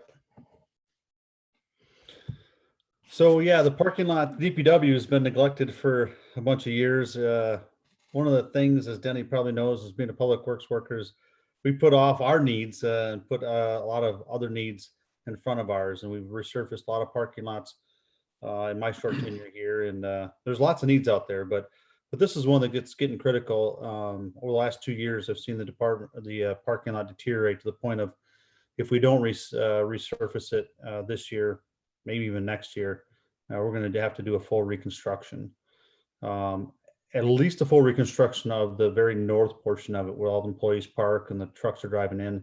The parking lot or the driveway to the back of the facility, and the little bit of asphalt that's back there isn't in as bad a shape. But that's the cost that we put in the budget was to have it resurfaced, not reconstructed.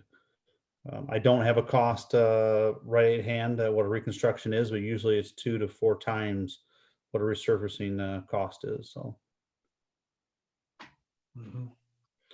I agree that parking lot has been neglected for a long time. And like you said, we always put the needs of other places before we put our own. And that parking lot's been needed for a long time. So, but you're right. It's getting to the point now that either we're going to do it now or we're going to reconstruct it in a couple more years. So that's where we're at. Yeah, I agree, Danny. I think it's been on our radar for quite a few years now. I think it's been brought up at a couple other budget meetings we had before of possibly doing that. And I think it's about dire need time for it. If you've been down there and taking a good look at it, it definitely needs to be redone. And before we lose it, and like he says, if we don't, and we do lose it, it's going to cost us 4 times higher. It'll cost us more to reconstruct the whole thing. I think this is another example of when you do defer maintenance, eventually you reach a point where you have to do something. So yes. This one's at that point. So the next one is the VACCON, and Derek gave us another good example or a good explanation of why he's proposing the VACCON be replaced, what the current maintenance costs are, and where that money's coming from. Do you want to summarize that, Derek? Yeah, we've got a 2004 VACCON that doesn't do what we need it to do necessarily. So, which was bought with that purpose in mind, to do most of the stuff and afford it afford the other additional duties that we can't perform with it. However, we've stuck a motor in it in the last couple of years, actual engine that failed on us. And then we had it serviced last fall by the actual dealership. A couple of things came up when we were in between mechanics, and some of the maintenance things that they're going to tell us we're going to need to do to it that is going to cost us tens of thousands of dollars over the next few years. Some of the major mechanicals are going to need to be replaced, and instead of spending $5,000 to $10,000 or $15,000 on just normal maintenance on the piece of equipment, we're going to be spending $30,000 to $40,000 a year. So we looked at that and said that's a lot of money to be putting in an old piece of equipment. However, what else do we replace it as is? What's going to be the process? What's the cost? And do a cost benefit. I found out that we're also spending tens of thousands of dollars on those outside agencies to clean the areas that this piece of equipment isn't capable of cleaning. And so, to partner those costs, we can save those costs, paying those out to a subcontractor, and put that into a new piece of equipment over time. Will end up saving us a ton, in the long haul. So now's the time before it fails to replace that. Now that piece of equipment, just like Chief's fire truck, and a little bit longer lead time than our plow trucks, takes up anywhere from 11 months to 13 months to build. So it's a long lead time. We're not going to spend this money until probably the end of the fiscal year before we would get that truck. I What's agree the with life you. expectancy on those trucks? Like, if we purchase it, how long will this last? Our current replacement schedule has it between 15 and 20 years. So we're right kind of in the middle of that. The replacement schedule isn't perfect. It's an estimate. Most contractors and municipalities will place it between 10 and 15 years because just how hard they work. And then these are the things you get into, the actual additional cost to, once they start getting past their life cycle. And that is a critical piece of machinery that we need to keep going. I mean, that cleans our sewers, our storm sewers, our lift stations.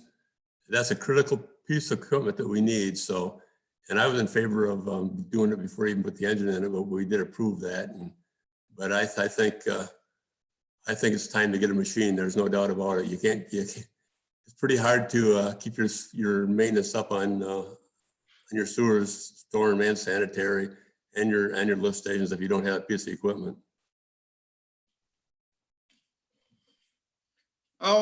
I'd support that also, Denny. I'm in the boat with you. The only thing I can say, Derek, is if you get one, make sure you get one big enough. Yeah, absolutely. It's so critical. The piece of equipment is so critical that we literally call our contractor and put them on call when that thing goes down, because that'll save sewage from going in the basement. That's why we have it. So looking at the next one that Ryan brought up. Am I on? Yep. Just my camera's not on. There we go. Sorry about that. Employee reductions in the summary sheet, in the summary section of the budget, it showed employee counts, and we had a little bit of a misunderstanding there where we listed current staffing, not proposed budget staffing. So it showed 41 DPW employees when the current complement is 48.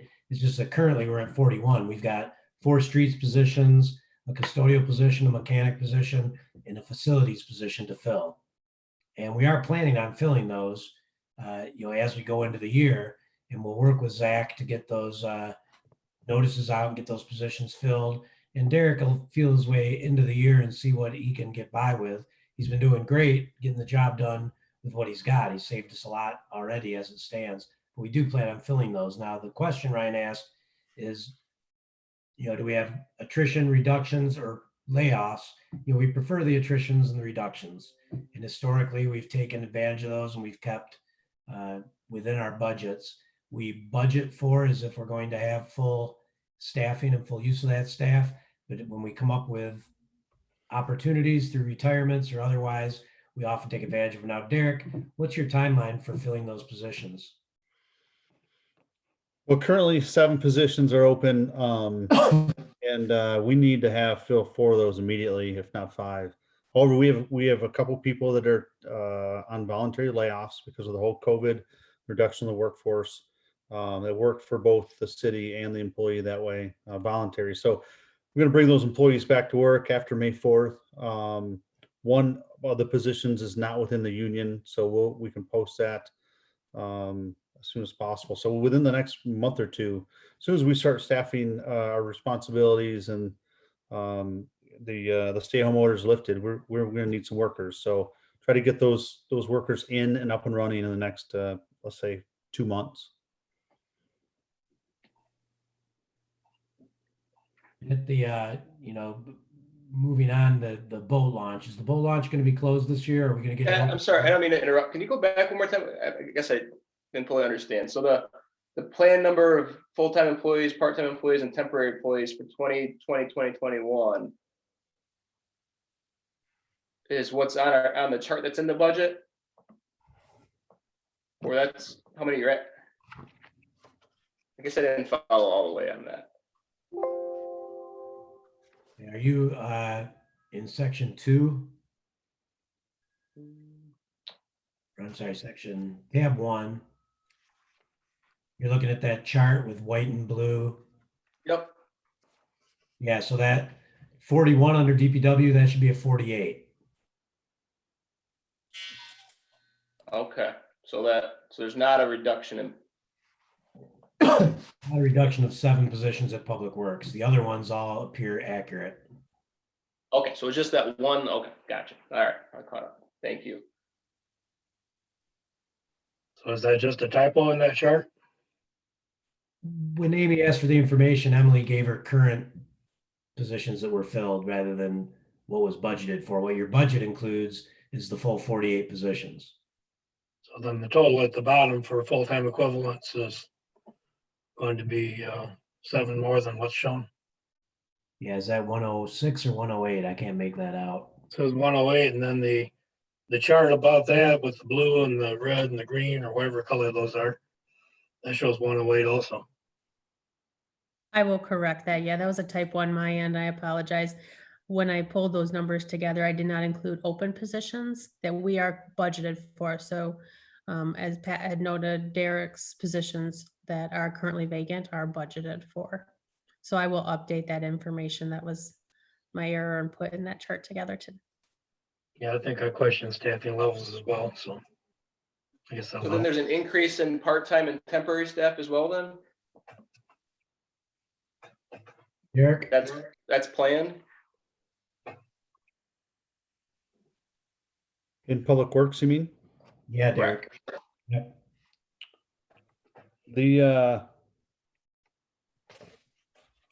We have, I'm trying to see what's on the chart. It shows going from 20 to 25 temps, from a half-time to 3 part-timers.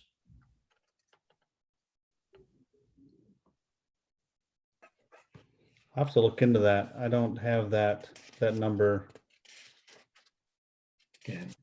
You write that down. I'll get you an answer. So you're looking at a net increase in people in Public Works? We're necessarily proposing one, no. It was supposed to be status quo. Okay, so this chart's just screwed up. Yep. Okay.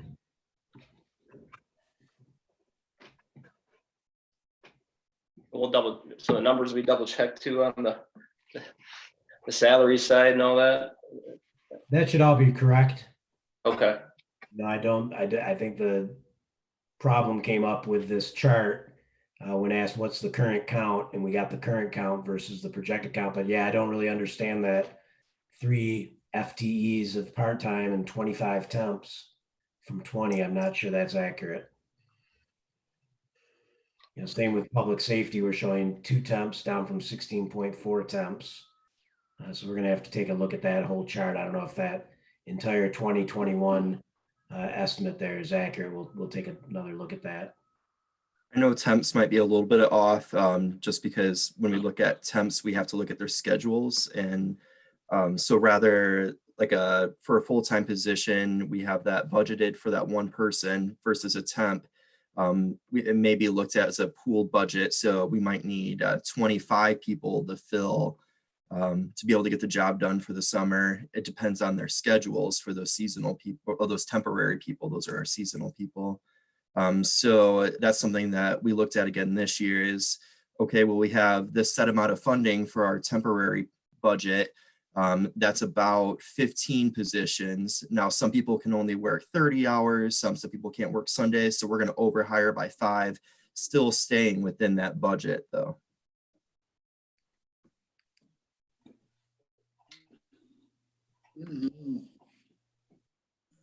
Does that address the part-time? You know, we got 3 part-time, and I don't know if 3 part-time equals 6 people at halftime, or is that FTEs, or is that? That one I'm not sure on, just the temporary. I apologize. I'll work with Derek on that and Jeff also, Chief, to make sure that I get those numbers accurate and updated for everybody.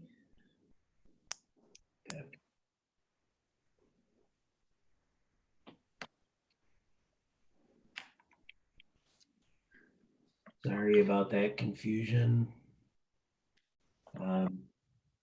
Back to the boat launch, Derek. Do you think we're going to get it open this year? I don't have very high hopes that we're going to make it be able to function. It's probably going to be a safety concern to try and keep it open. So no, I would anticipate that. And are we going to have to look at our revenues to, you know, I'm wanting to make sure we get that right on the revenue side.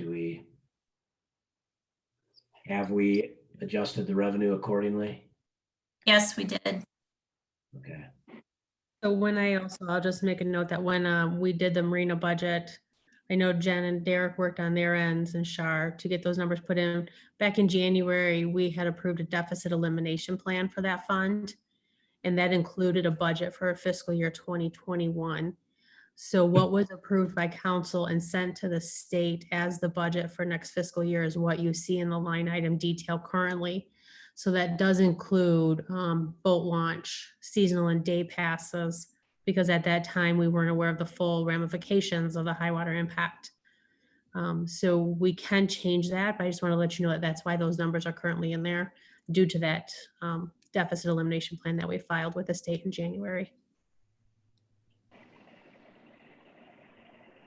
You're saying the deficit elimination plan also addressed next year's budget? It did. We had to include current year and next year funding when we filed that plan with the state of Michigan. So that is what they received, are the numbers that are currently in the budget. And we can amend that. We can make changes to that. But I wanted to start, just as my thought going forward, just to start with those dollars, seeming how we had submitted that. And then we can definitely amend that to what we need it to be.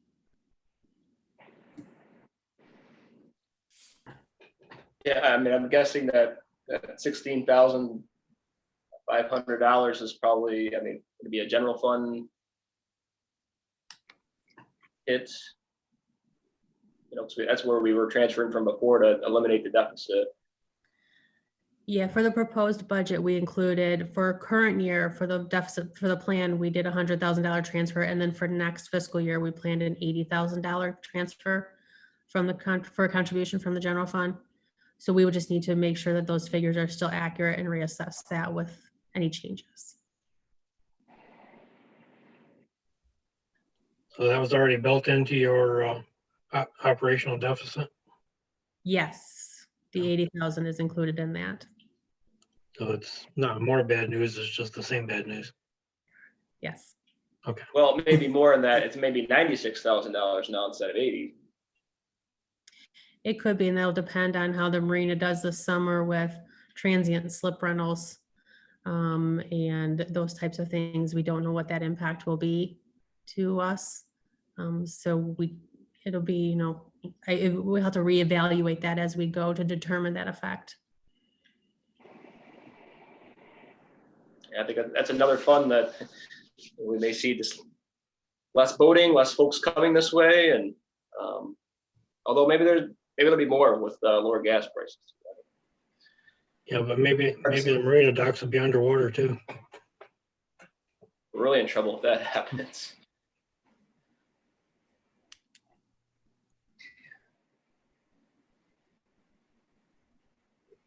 So now is probably not a good time to bring up the $4 million Marina Improvement project. You have that potential out there on the horizon. You might remember we talked about that with Avon Marsh. There's a 2 or 3 phase project to and that thing is not a moneymaker.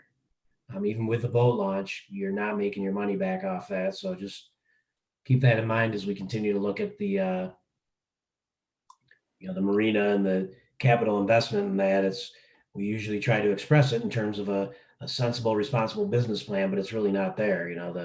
The revenues just don't quite match up, especially, when the boat launch is underwater. That's usually our money maker, is when we've got the marina operations with the boat launch, we come out ahead of the game. But with that boat launch out of service, it's just gonna, be a loser these next couple of years. We're hoping. If you're losing money on a transaction, you don't make it up on volume, do you? No, sir. And that's why I asked some of the questions that I did related to the slip fees. And I think some of that's on, like at certain levels on the, there's like a DNR chart or something like that. Now, how are these other marinas making, in the private industry making money and making these sustainable businesses? Yet we've, had to use the boat launch or so much revenue of that to, so just that we just have a ton of capital debt to still pay back on this, or? It's because they're transient, because we keep ours transient and much of the time they're not being used. So Okay. they come into them, and we do that because we want to encourage that tourist traffic. They fill up at Coast Guard and 4th of July and many, but not all weekends, but frequently during the week they're empty. If we could just lease them all out for $5,000 a piece for the whole year, we would make money. But we've got that subsidy. If you go to a marina, they have the in-out service, Pat. They have in-out service, so that gives them a lot more income, and that's how they seem to manage a lot better. And also they have the permanent slips. If you go by the wharf, they have those boatominiums. They sold them all, so that makes a big difference too for them. But like I say, in-out service is what their big thing is doing right now. That's why you see them building all these big structures, so they can make a profit on them, taking them in and out. They charge them each time. I want to keep that in mind when we do our waterfront master plan. Yeah, we might want to get in-out service. Put some racks in down there. That's a pretty big expense. Let's see, a little bit about the actual fees we charge. I've tried to answer it in writing there, Ryan, if you want to read that. Yep. We do charge the premium rates on Fridays and Saturdays, but last year the council allowed us the discretion to use discounted rates during the week to try to drive traffic, and that is working. With so far Shar is suggesting we're making money. I don't know, Jennifer, I don't know if Shar's in the meeting tonight. It looks like she's got her iPhone on. Yep, I'm here. Shar. Hi, I would say that we still struggle to get people in midweek into the marina. And it is simply based on the boater population that is in this area. West Michigan boaters are typically docked somewhere else, whether it is in a nearby marina or they're trailering in from, maybe Grand Rapids or as far away as Lansing. But they're weekend boaters. And it just seems to be the population that we have. And if we were doing surveys on a regular basis, we would find that most of our boaters are slipped somewhere else in a regular dock, paying a seasonal fee, and then love coming to Grand Haven for everything it has to offer, and will come, for the weekend. So, and I think, Mike, you're accurate in saying that, a lot of our marinas around us don't, or they do rent seasonally, and that's a big impact. And their fees that they charge for that are much greater than we charge as transient slips. So some marina models have, you know, a handful of seasonal slips that they rent just to try to have, you know, try to offset those budget issues. But since I've taken my position, it's been my understanding that council has wanted those slips to remain transient for the population to come in, not only to, you know, participate in the beauty of the waterfront at the marina, but also to patronize our bars and restaurants and shops downtown. So that's a, you know, that's a cost factor in there that we don't have, you know, we don't calculate that.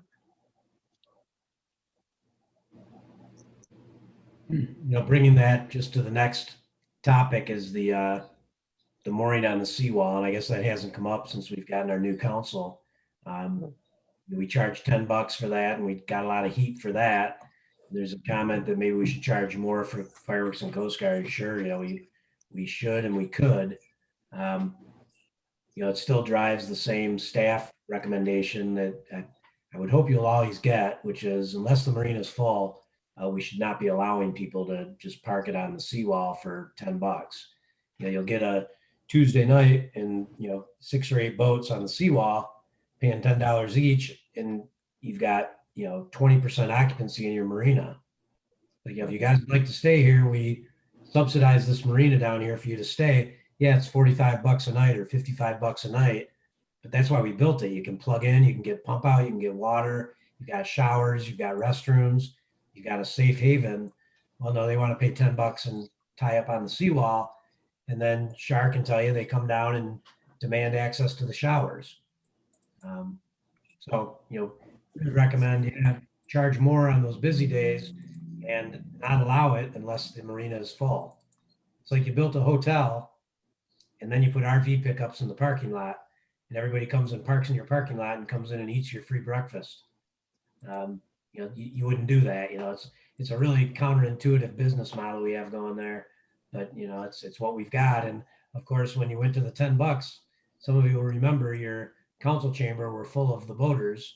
Thought it was a terrible injustice to charge them $10.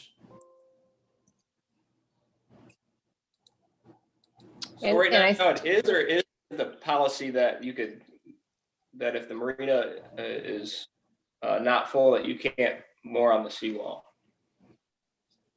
Absolutely, that's what we should do. Yeah, that's what we would recommend. That's what we recommended before. And we just think that allowing mooring on the seawall when there's spaces in the marina, we ought to go down to the seawall and say, you need to push off, or you can go stay in our marina. We've got vacancy. For overnight, right? Talking just overnight purposes? Right. That makes total sense to me. Not hearing much from anybody else. I'm happy to ask, you know, we'll draft something up. I'm okay with that. I think if we have room in the marina, we shouldn't allow them to put be in break wall. I agree with that 100%. Pat, if you remember right, back when Roger was the mayor, I think Roger and I both brought that up, that we should be charging for the mooring on the wall. And it took us how many years to finally get that incorporated. But if our marina is not making money and we're having these people moor down there and it's vacant, shame on us. We should make them all go down there and go to that. If not, they shouldn't be there. That's all there's to it. I think the policy should be set that way. I have to agree with that 100%. And if we have to charge a few more on the as far as mooring, I'm friends with the boaters, but I tell you what, I know there's an opportunity that we have to make sure our marina is a viable operation down there. So it's all part of it. Yeah, it's gonna need more support than ever now. Yeah, absolutely. I don't know if Captain Holt wanted to weigh in on this. I saw him pop in for a second there. Yeah, just real quick. One of the issues that we're going to have with that waterfront down there, on the break wall, or on the wall down there, is the water levels are so high, and any type of sea that we get running, or swells that are coming in there, are actually going to be pretty dangerous for those boats. It's going to pick those boats up and potentially set them back down on the edge of that seawall because the water's so high and you're not able to get fenders and adequately fend the boats off. So that's something that's got to be thought about, and it may even give more credence to, you know, putting them into the marina instead of on the wall, because it's just a safety issue, especially in inclement weather. That was a comment I was going to bring up, and I thank you for it, Clint. But with the water levels being so high, there's almost no way to keep their boats off from going up onto the boardwalk with any type of a wave. And as the marina, I mean, if we're looking at having a transient marina that loses money, or we can rent out yearly spaces for that makes money, I wouldn't mind looking at that too. Makes sense. Yeah, I agree with that, Mike. If it's a safety issue, maybe we thing with shouldn't even allow transient them to be though. on there. The safety issue, maybe we shouldn't even allow them to be on there. Maybe we should just until, you know, until we get the water levels down, maybe we just say there's no mooring along the wall. I truly think As, this summer, there probably won't be anybody mooring against the wall. And we should probably close it down because it can't be done safely. But as far as going into a permanent dockage down there, what happens is we bring people in here and we want them to go downtown and support our downtown. And so if you all of a sudden start selling those slips, you're losing the purpose of having the people coming from, I've seen boats come from all different places that come here and dock and spend money downtown. That's indispensable money that would help our businesses downtown, which need a lot of help. After all this has gone through right now, I don't want to look forward to seeing that happen. I just assume every little bit that we can get to have them come down and support our businesses downtown, we need to start looking at that. I agree, Mike. I think it would have to be the right balance of transient and permanent. But I think even if you're permanent, you're still going to be downtown supporting those businesses when you're in town on your boat. And right now, most of that traffic is on the weekends right now from the transient population. And so I see that you know, if you have your boat there permanently, you're most likely going to be there on the weekends as well. And you're still also going to be supporting the downtown businesses when you're at your boat. It seems to me if we're really looking at such low occupancy in the marina, is this transient thing even working? Maybe some portion of those slips could be sold. It sounds to me like the transient thing only works occasionally. Otherwise, why are we even having this conversation? I can honestly say it works weekends. I mean, we are upwards of 90% occupancy most every weekend, unless the weather is so horrible. So that definitely works for the weekend. And I do know that there are other municipal marinas that do rent seasonally to boaters, but they only do it on an annual basis. And then that gives them the option to review things at a later date, or if situations change. Hey, Shar. Yes. Some of those marinas are a lot bigger than so, aren't they? Yes, that is very accurate. Yep. That's why they have a rent out slips in, because they can afford to do that. We don't have that many there to rent out, really, to be honest with you. Our marina is kind of small compared to other marinas. Yes, it is. One of the other things we could consider is allowing more seasonal slips, but then allowing those seasonal slip renters to sublease out their space in a transient manner and taking some of that revenue from what they get. And then we still have the activity if there's a demand for it and we don't have a boat in the slip, that might be a compromise. Short-term rentals? Short-term Yes. rental. I think that's okay in that district, isn't it? No, actually, the waterfront district doesn't allow residential, so. But. And my only go. concern with that, Jen, and only because I've seen this happen, The state park maybe doesn't even realize this happens, but people do that at the state park where they put their camper and then they sublease it. Yep. And I would be concerned about price gouging. I know that there's a local marina that will charge $1,000 for a weekly rental in the summer. They don't have many of those options, but there are a couple. That would be my only concern. The other thing that could be done is the seasonal slip holder would offer their slip into a pool that the city would manage. And if they're needing the slip at that time, they could, make it available for transient. Yep, I would say that would work really well. Well, what we'll do is work on a traffic control order for 2020, limiting mooring overnight. We'll still let people pull up and park their boat when it's nice and smooth and they want to get out and go get an ice cream cone. But overnight we'll restrict it because of the high water, because storms can come in overnight and we don't need unsafe conditions. And then we'll look at future years coming up with a policy where unless the marina is full, you can't moor overnight. And so if you want to come stay with us, you're welcome. We subsidized a marina here for you to come stay. Yeah, it's $50 a night, but that's actually cheaper than what it actually costs to have it built there and have it be available for you. And I'm a camper. I'm grateful when I can pull in. It's usually like $30 for a night with a camper, but I know it's subsidized by you the taxpayers. Okay, well, I think we've beaten that one to death. If we want to move on to high water plans, our idea would be to, we have marked some projects as being high water. Derek, a couple of road intersection projects. Derek, I don't know if you want to comment. Yeah, I mean, we currently have 2 of them, but we have a few more, and if it's all about funding on how we're going to have to tackle those.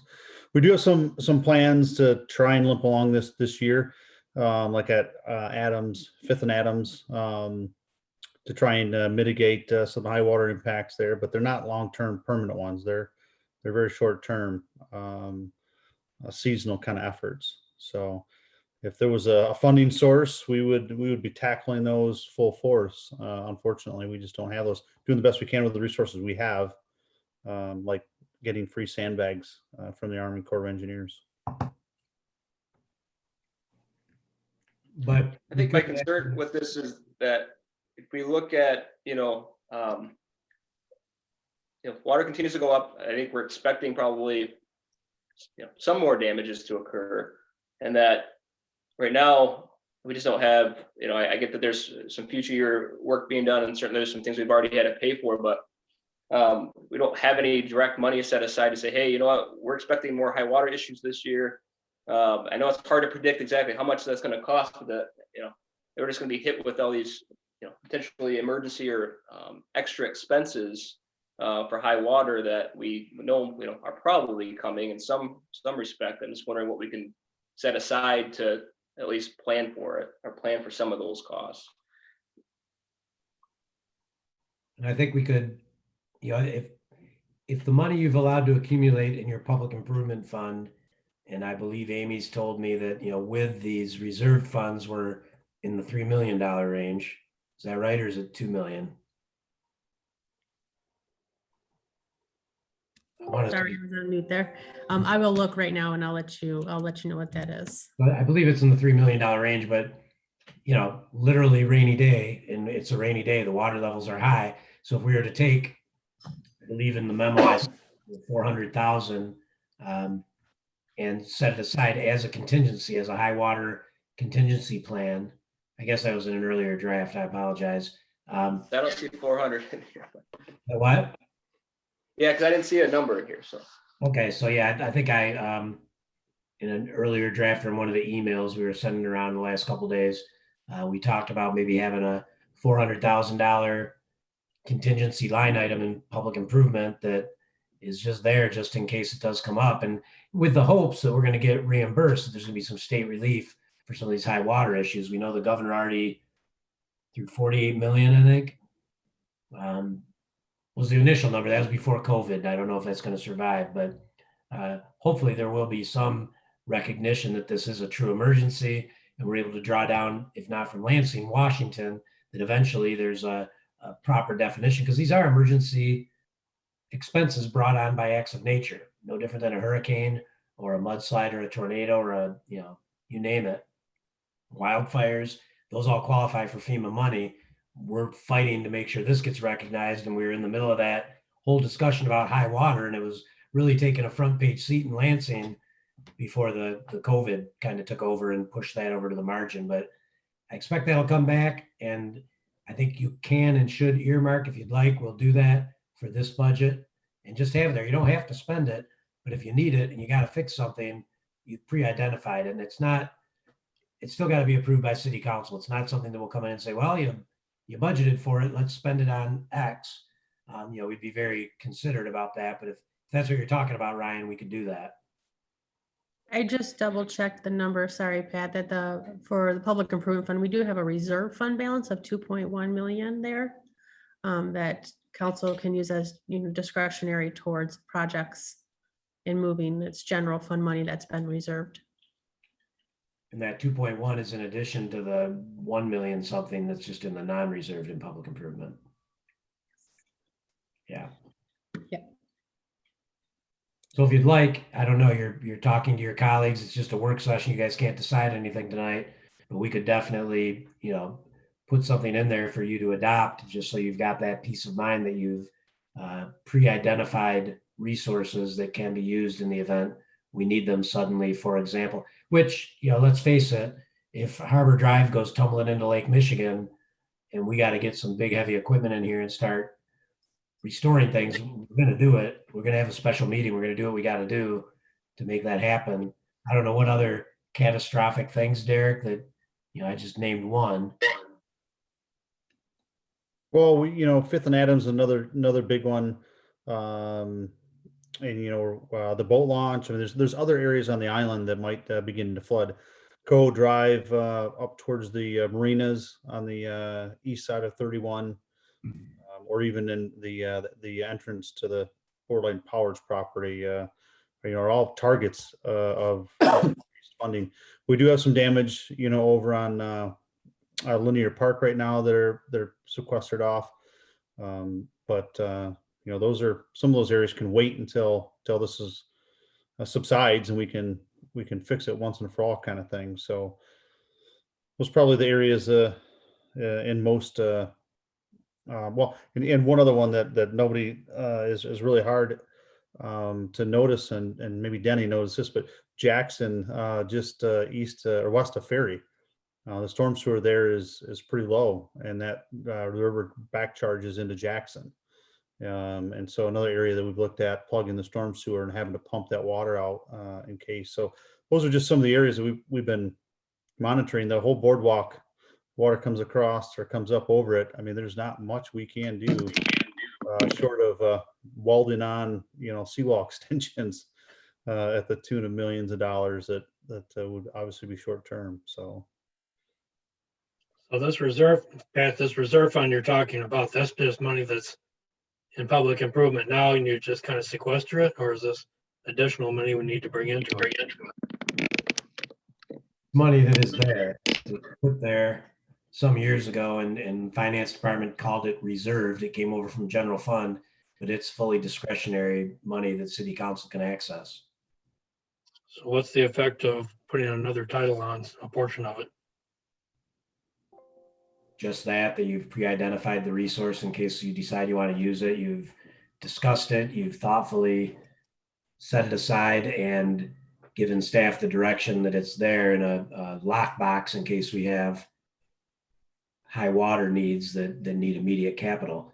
So we'd come to city council and say, hey, we need another $180,000 to fix the storm drain conditions on Jackson Street. It's all backing up. And we've got it here in the 400,000 you've set aside for the coming fiscal year's budget, just to give you a extra cushion there.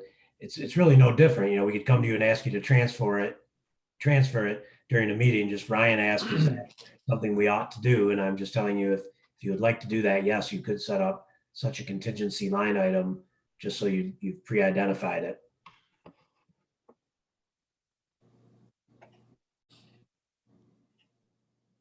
So with no further discussion on that, we'll put it in there. It doesn't hurt things, and we're not going to spend it without further authorization, but you'll see it in the budget. We can set that up as a line item and just call it high water impact contingency.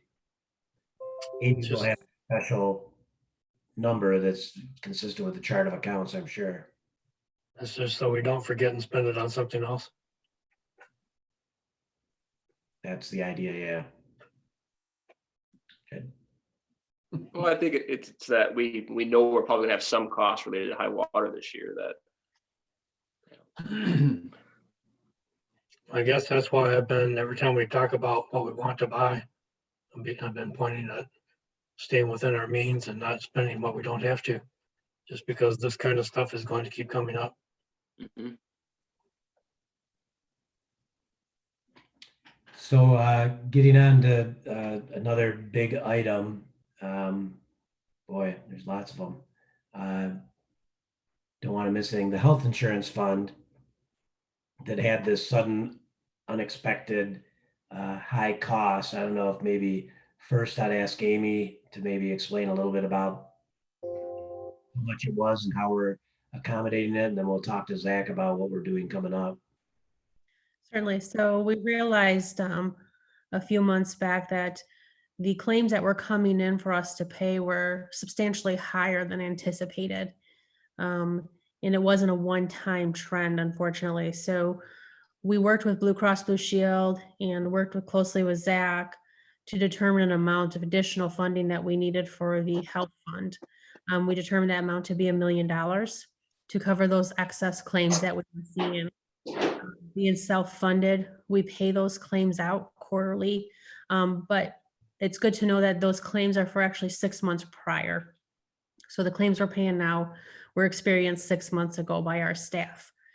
So we worked with each department, each unit that utilizes our health funds to do a proportional ratio of the $1 million based on how much they had paid in for the year. And we applied that percentage to the $1 million for the additional funding. And that did include the BLP as well. We had a discussion with them for those funds. So we anticipated seeing the high trends for the coming fiscal year as well. Our calendar year, our health costs are based on a calendar year. So they start in January 1 of each year. So at this time, we're not able to adjust any employee costs to contribute additional funding to the health fund. So it's on the employer side. But this fall, we will work closely with Blue Cross Blue Shield to see what that trend is and to determine our funding status for the fund, to build that back up to where it needs to be to cover these ebbs and flows of these high years. We're going to have low years. So we want to make sure we have enough funding to cover these high years that we're going to see. And at that time, we will work on adjusting employee claims as well, based on premiums and trends and what we're seeing with claims at that time with Blue Cross. Yeah, to continue on with that, in 2018, we had 39 high cost claims, and that's considered anything over $25,000, which is a huge amount already. And that was 2018. In 2019, we saw 43 high cost claims come across. And that's definitely more than anticipated, of course. So we had to pay those out, which led to us having to find more funding for that. A couple of years ago, we moved to the high deductible health plan, which was a smart move. 90% of our employees now elect the high deductible health plan. Of City of Grand Haven employees, I should note that BLP is still only offering traditional plans to their employees. And that high deductible health plan, we mapped it out with Brown & Brown, our consultant and broker. And it is showing that the cost rate is less, it doesn't grow as fast as it does with the traditional rate. So we are seeing the high deductible health plan is paying off for the city already, which is great to see this soon. Into the high deductible health plan, it makes employees look at consumerism. So they have that high deductible that they have to meet first, which is currently at the IRS minimum. So they have to meet that first. So it kind of makes employees think of, okay, do I really need the doctor? while still having the deductible low enough to go to the doctor if they need to, along with shopping around for lower cost services. So rather than going to the ER because it's only a $50 copay, now they're thinking, well, maybe I should just go to urgent care for the flu rather than the ER, therefore saving the plan about $1,000. So the consumerism is definitely paying off, and we have the proof on that, which is great. And so as we move on to this next phase, now that we've rolled out the high deductible health plan and employees understand it, we're looking at the education side of it. What can we do to enhance the plan and promote that consumerism even further? But one of the things we are rolling out in August is Blue Cross Rewards. And so what that does is if an employee has a procedure that's regular, let's say a mammogram, a prostate exam, colonoscopy, things like that, that's fairly regular, they can shop for it on the app or on the website. And if they choose a lower cost facility, they get a gift card, that employee does. So for example, a mammogram can cost anywhere from $1,400 to $4,200 within this area of Michigan. So usually you just go to wherever your doctor schedules it, but this would incentivize the employee to shop for that service at the lowest cost facility, therefore saving the plan $3,000, and they get a $75 gift card. It's a win-win for everyone at that point. In addition, we're looking at diabetic support programs. Several of our high cost claims were due to high BMI or diabetes. So typically diabetic mismanagement leading to the high cost. So we're rolling out Omada and Livongo, and those are programs to either identify pre-diabetic people of our members of our health plan, or if they've been diagnosed with type 2 diabetes already, they'll go on to Livongo. And it sets them up with a meter that connects directly with their coach, and they get the free test strips. So then that coach helps them manage the diabetes so we don't get those high cost claims. There's also several other things like the Smart 90 plan. Just choosing where you get your medications from can have a huge savings for the members and for the plan. Looking at chronic conditions, can we provide things like an asthma inhaler or diabetes medication for free, so then it doesn't ever get to the point of being mismanaged. So these are all things that we're looking at on top of educating employees that will definitely lead to a cost savings. And Ryan's a little more pointed in his inquiry, and he's like, well, how much are we talking about? It's, we're talking a lot about avoiding future costs. If we do an effective job at a wellness effort and it prevents somebody from having a major cardiac involvement, that could save us $70,000. That's our is it 70 or 75,000? 75. 75,000. At 75,000, our reinsurance kicks in and covers everything over that. We get one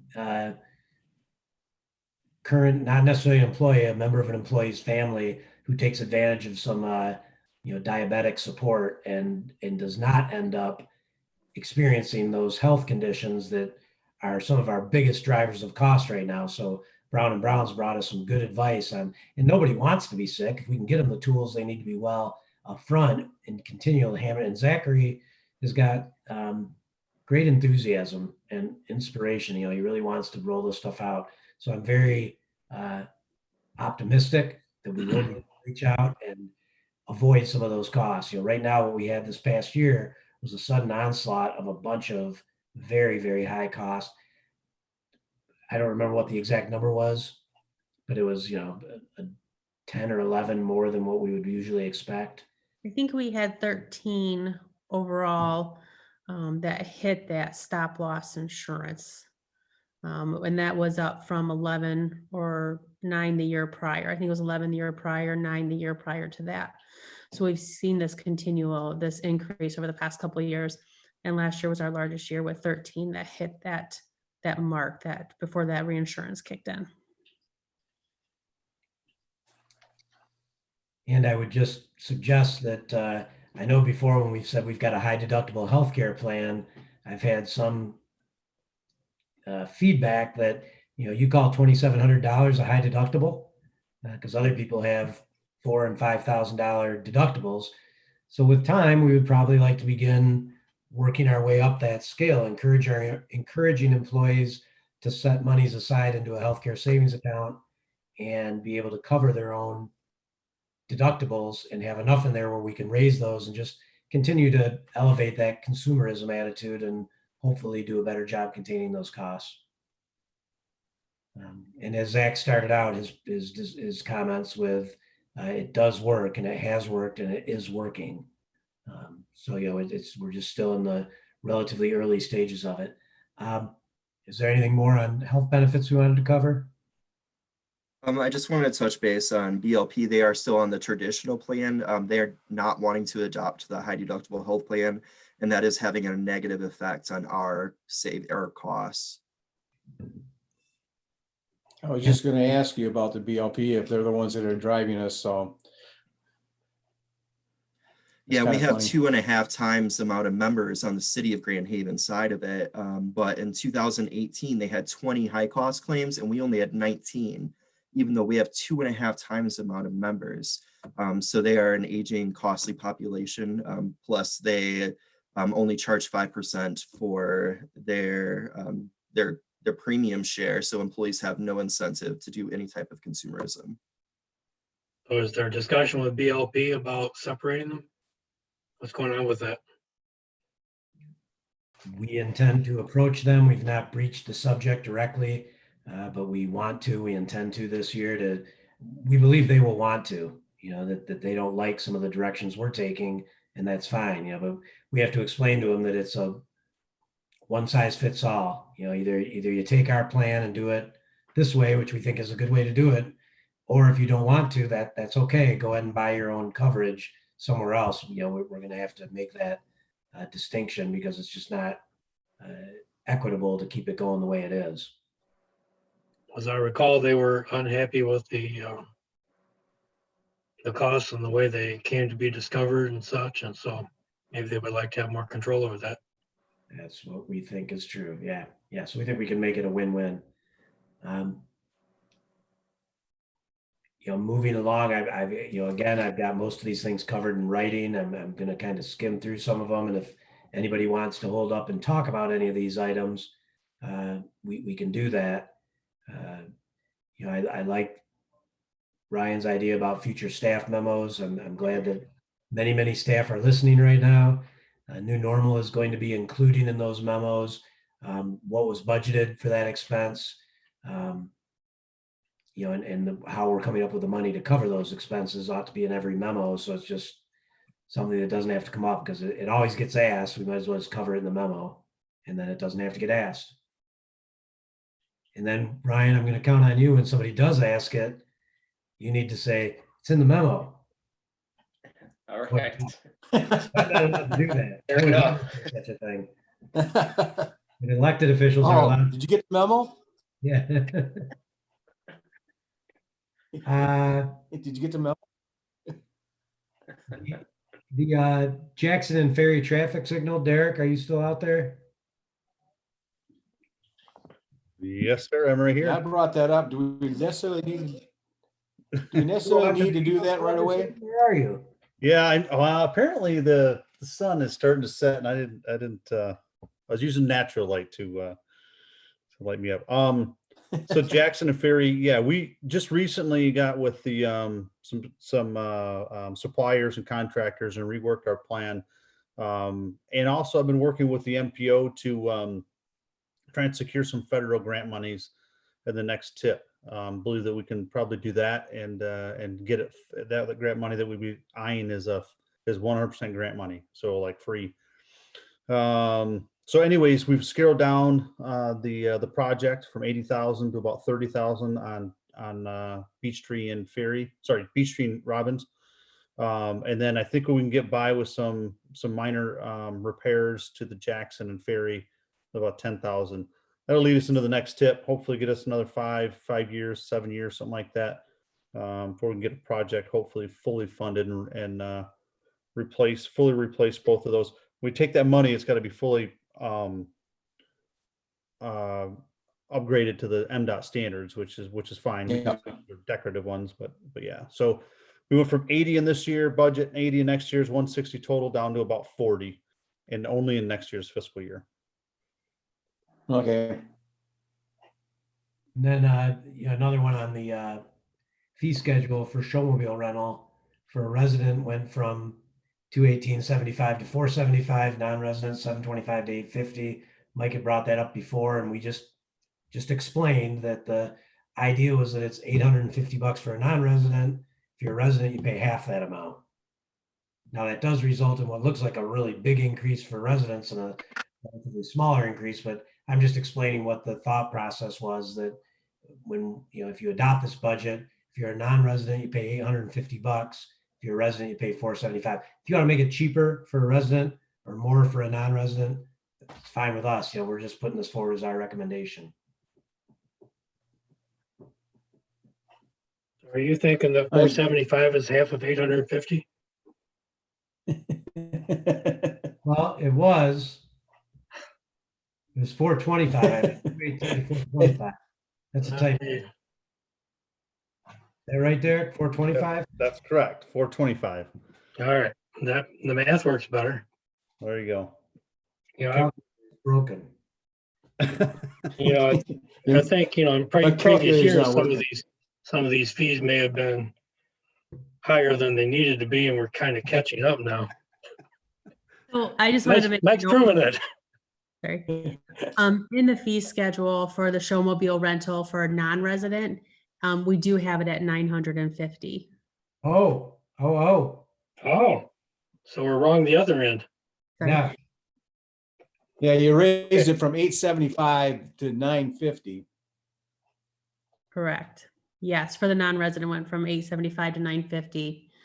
And the resident nonprofit did increase to 475. So that's half of that 950. Mike, you want to run that on your calculator a minute? I'm not sure what you guys are talking about, because on mine it says it's a snowmobile rental. So I'm wondering where you get that from, because I'm ready to go. That's pretty expensive, and there's no snow.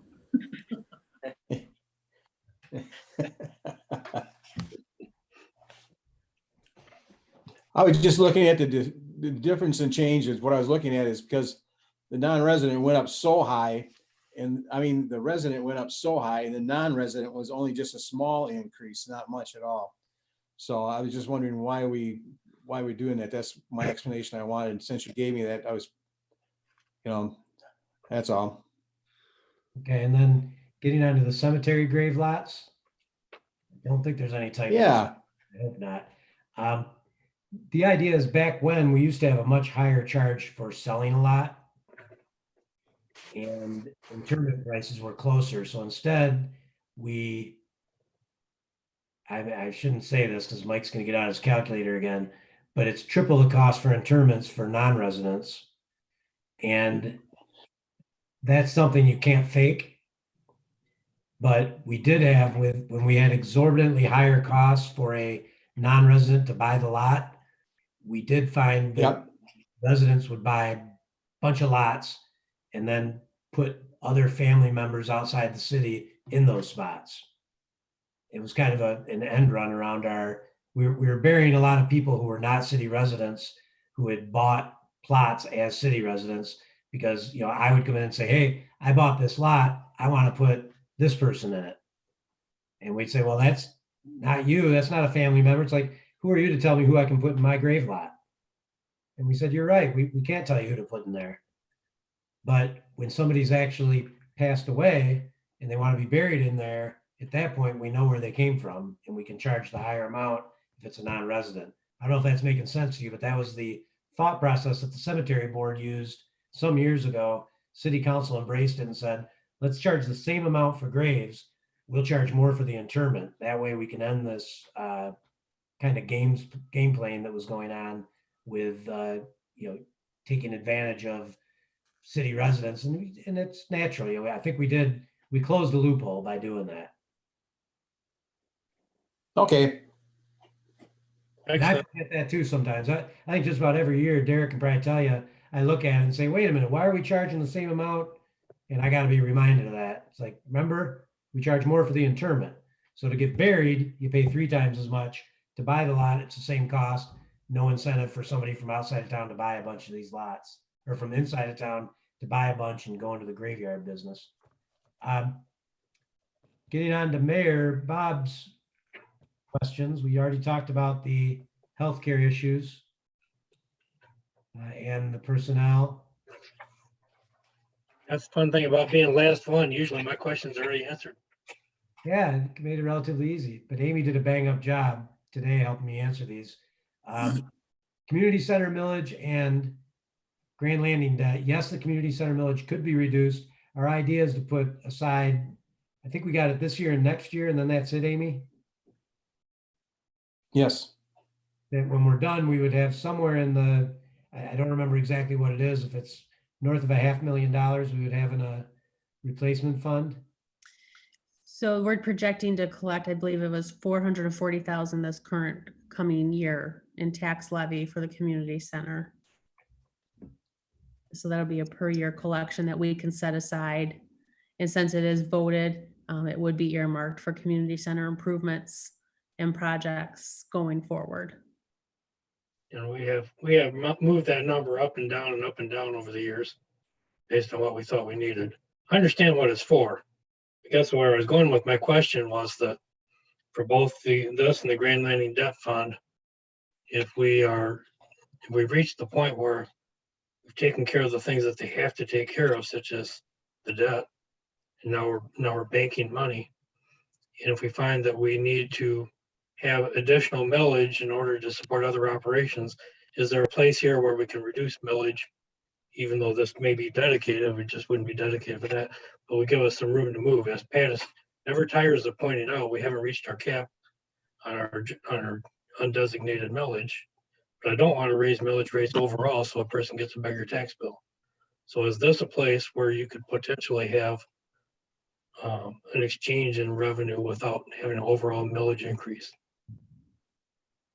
I understand it means you won't bank money the way we thought we were going to. I think we're coming up on some fairly urgent times when we might have to do some different things than we planned. That's why I asked this question. Well, Okay, that's a good clarification. I appreciate it. with the community center, I think. Go ahead, Pat. I'm sorry, I didn't want to interrupt you. You go ahead. No, the community center is what we want to put the money away for contingency, so that we have in the future, we don't have to be working at it to take care of the repairs or whatever else has to go on. It's earmarked for. I don't think we should lower that at all. I don't know. I don't understand what you're talking about when it comes to the community center. You're talking about banking money for contingencies. And we're also talking about having immediate need for possibly other millage sources or other revenue sources. And if we had to make a decision on either raising people's tax bills, which I don't want to do, or making a trade-off and not banking that money for that or for Grand Landing or for other the infrastructure Grand Landing might have supported in order to have general fund revenues, I think it'd be a fair trade-off. Yes, it means you wouldn't bank that money that you'd hope to bank. But maybe you got to be realistic about where money's coming from and what you're going to use it for. I think we got hard times coming.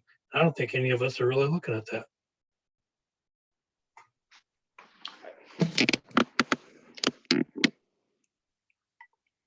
That's why I asked about what can we do if do we have room to lower these millage, not eliminate them, but lower them.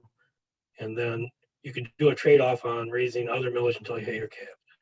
But it would mean that people don't get a bigger bill. Yeah, I was going to ask Amy, the project we're doing right now, and maybe Derek too. I think you guys have, we've been going over these numbers in some detail, so I think we should be familiar enough with them.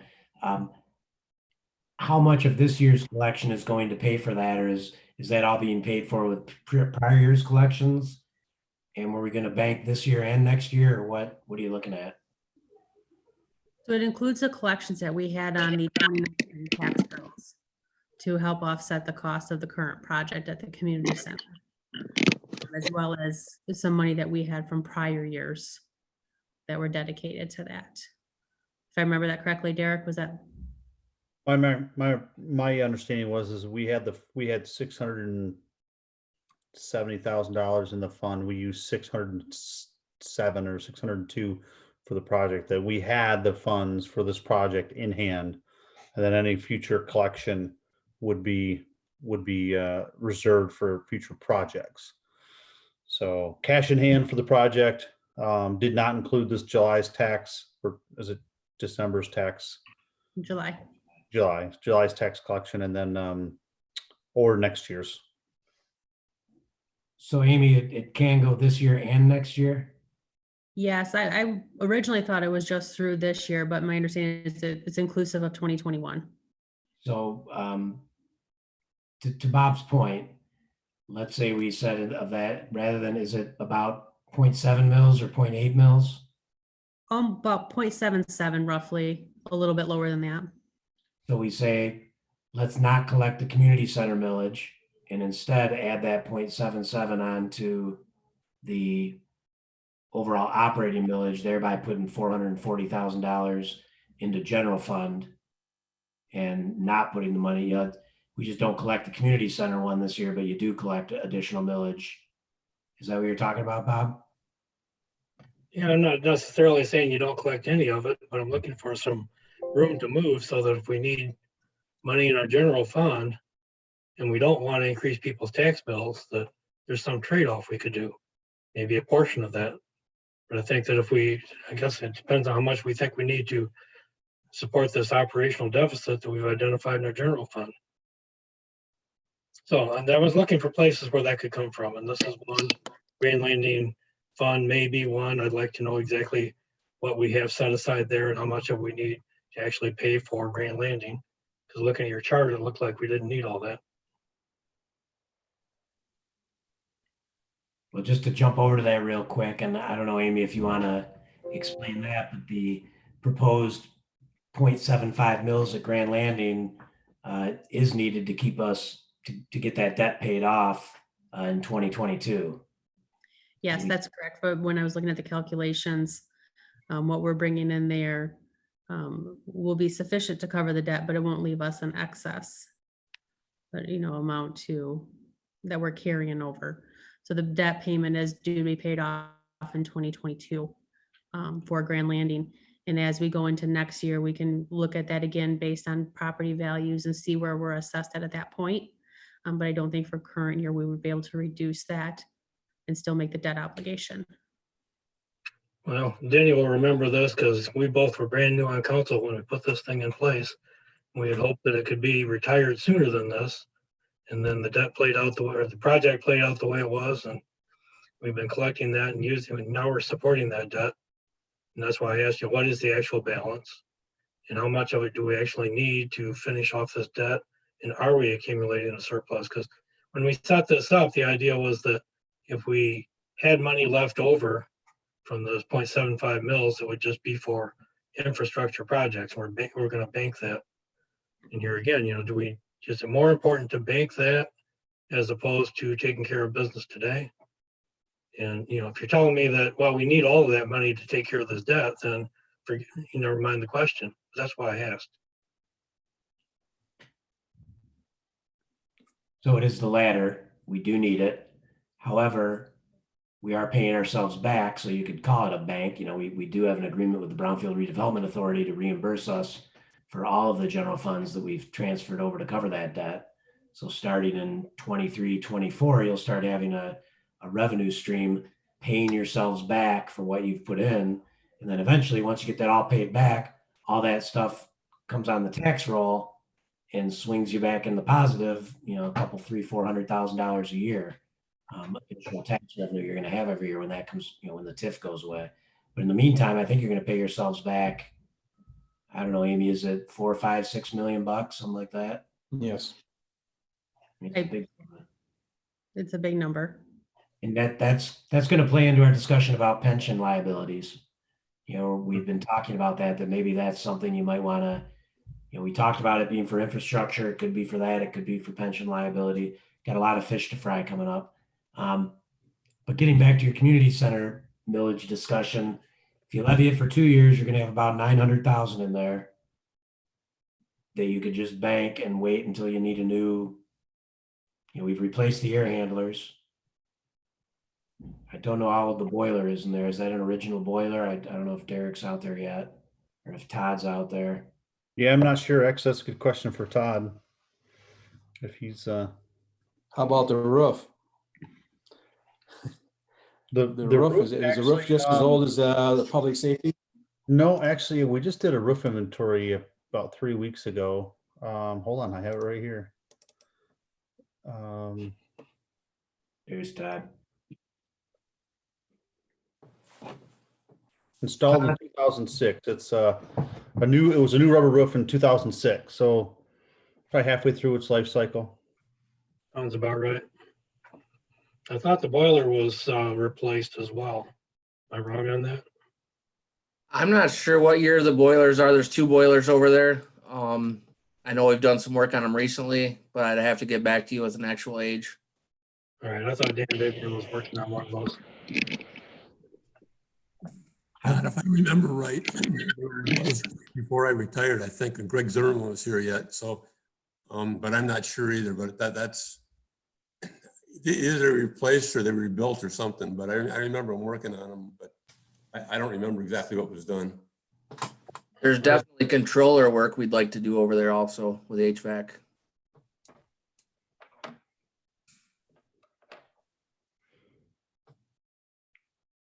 Well, I do believe we've got a pretty good handle. We've done an awesome study on all of our buildings and what the capital needs are. So we should be able to establish pretty clearly. I don't think there's any immediate big ticket items over there. You know, getting these air handlers done was a pretty big deal. And I would hate to think that we went and did a porch and a new entryway when we needed a new boiler. I don't think we did. Those Johnson boilers last for 100 years, right? At least. Yeah. 150. So I guess, I don't know, Bob, do you want us to come back with a budget adjust, change this to only collect half of what we collect this year to bank and the other half we add on to the operating millage? Well, what I was interested in was we're looking at an operational deficit, which may depend, maybe we've resolved a little bit of that tonight. Maybe it's just a very conservative reserve number that isn't really going to happen, but I'm determined that we're not going to raise anybody's tax bill. And I know that you frequently tell us, well, we could add more tax. We could raise more, have more room to move on that. And I think that we need to find a trade-off. If we don't need to raise money any other way and we're satisfied we can cover everything that's in the budget, then I'd say we just leave it alone. But if we need to support our general fund with additional revenue, it's got to come from somewhere, and it shouldn't come from an extra bill on top of people's tax bills as they are. There's going to be a lot of people that are in trouble paying those bills. So I certainly don't want to make them any bigger.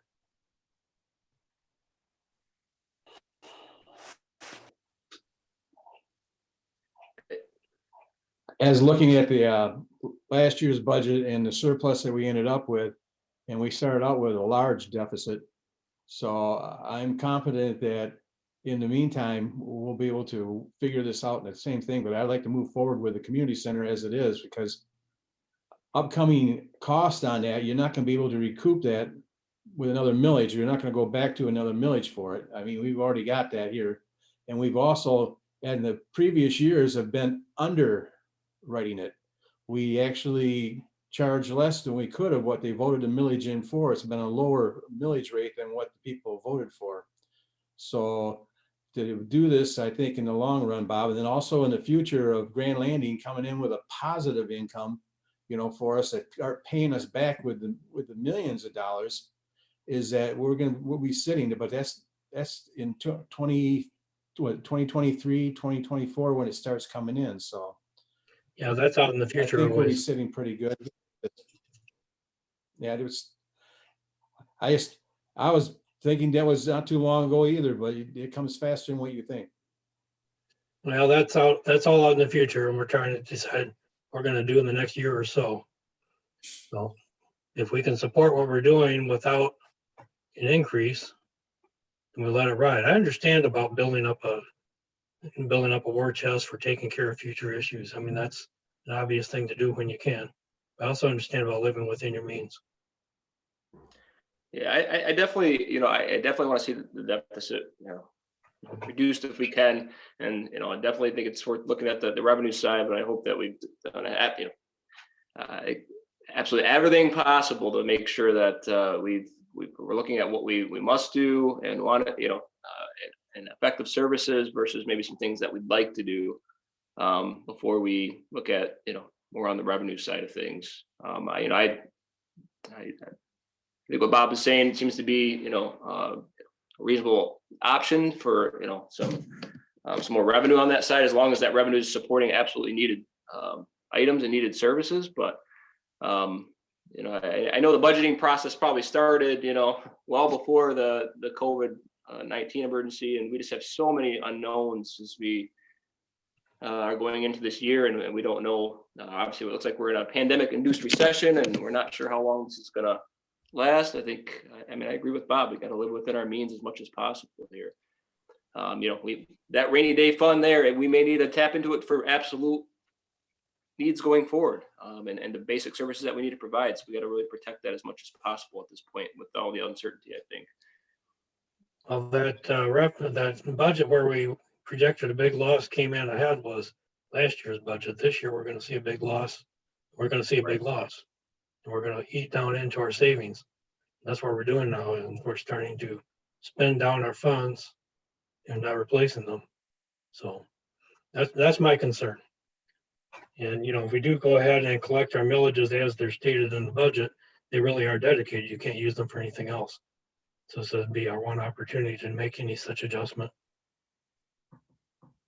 So if we're going to go this way, then we're going to also, as far as I'm concerned, commit to, we're not going to raise our millage rates for anything else. You got the 0.02 mills for Harbor Transit, and that's pretty much it. Right?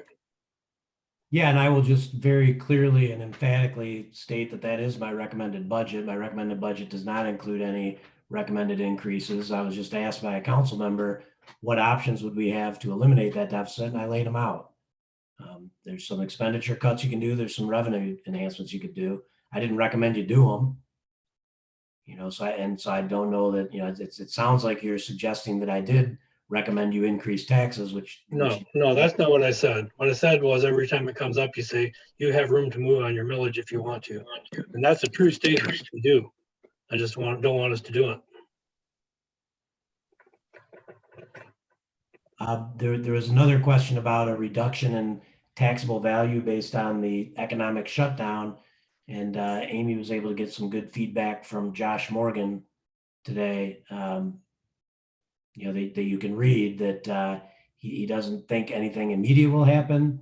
And a lot depends on what happens with sales, of course. And it's impossible to tell. I don't know. Did you get anything else from that, Amy?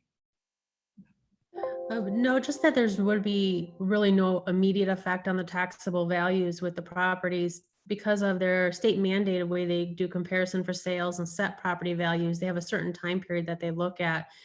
And even for next year, for the calendar year 2021, for our 21-22 budget, that those values would still remain, going strong as compared to what they are now, because we've had a strong market during that time frame that those values will be set for. So we won't have an impact on this current year. Those values are already set for 2020, and for 2021, it's unlikely to have a high impact because the sales we won't recognize until the following year. I think it took us 2 or 3 years after the 2007, 2008 crash. I think it took 2 or 3 years before taxable values started to come down. SEV started coming down right away. Yeah, so that gap closed between the taxable and the state equalized value. It took a couple of years, but and then all of a sudden you're back to equal values instead of that difference between the two, and that made a difference. But yes, but Mayor, it did take a couple of years for that to come into effect for us to realize those. It goes back a little bit to the long range thinking. We need to keep our eye on that. Well, and what really stung us there and will sting us again now, keep in mind with your tax increment finance districts and all the projections we've made are all based on steady, if, not decent taxable value increases. And when you actually have property values go down where those either get frozen or in some cases they actually went down, you had sales where the taxable value dropped off, that really screws up your tax increment projections because all your projections have your taxable values going up. And this year we're looking forward to talking more fully about the DDA TIF. We didn't really touch on that much tonight, but it's looking like we're getting to a spot where annual collections are enough to pay their debt. We're right there. And then we had the Chinook Pier incident. So that value is going to go away. We're not going to pay taxes on Chinook Pier this year. The good news is we don't have to pay those taxes because the bad news is it comes off your TIF. So it kind of one step forward, two steps back this year. But the next project that happens down there, you'll be out of the red ink and into the black, and you'll be able to start paying yourselves back. I thought you were going to say you'll be above water. You will. You'll be out of the red into the black. And then finally, the BLP, Amy had the foresight to already check with Lynn Diffel, and they expect consistent electric sales. Maybe a really hot summer, and we'll use a lot of air conditioning. All right. Then the other ones, we've already covered each of those items with possible expenses that you asked about that other people had already covered. So that was the entirety of the questions that I got this year. That's why I turned mine in last. They're all getting answered first. I don't know if any department heads or managers out there that are listening, if they had anything they wanted to add or say. I see you're all out there, and I feel bad we didn't get a chance to talk to you. I see Eric Law. I want to see what his camera looks like. I saw his face earlier. Did we? Okay. So, I turned my lights on, just supporting the BLP. Looks like you have a halo. I know that's why You finally paid your light bill. There you go. Well, how about like that? There we Perfect. go. Perfect.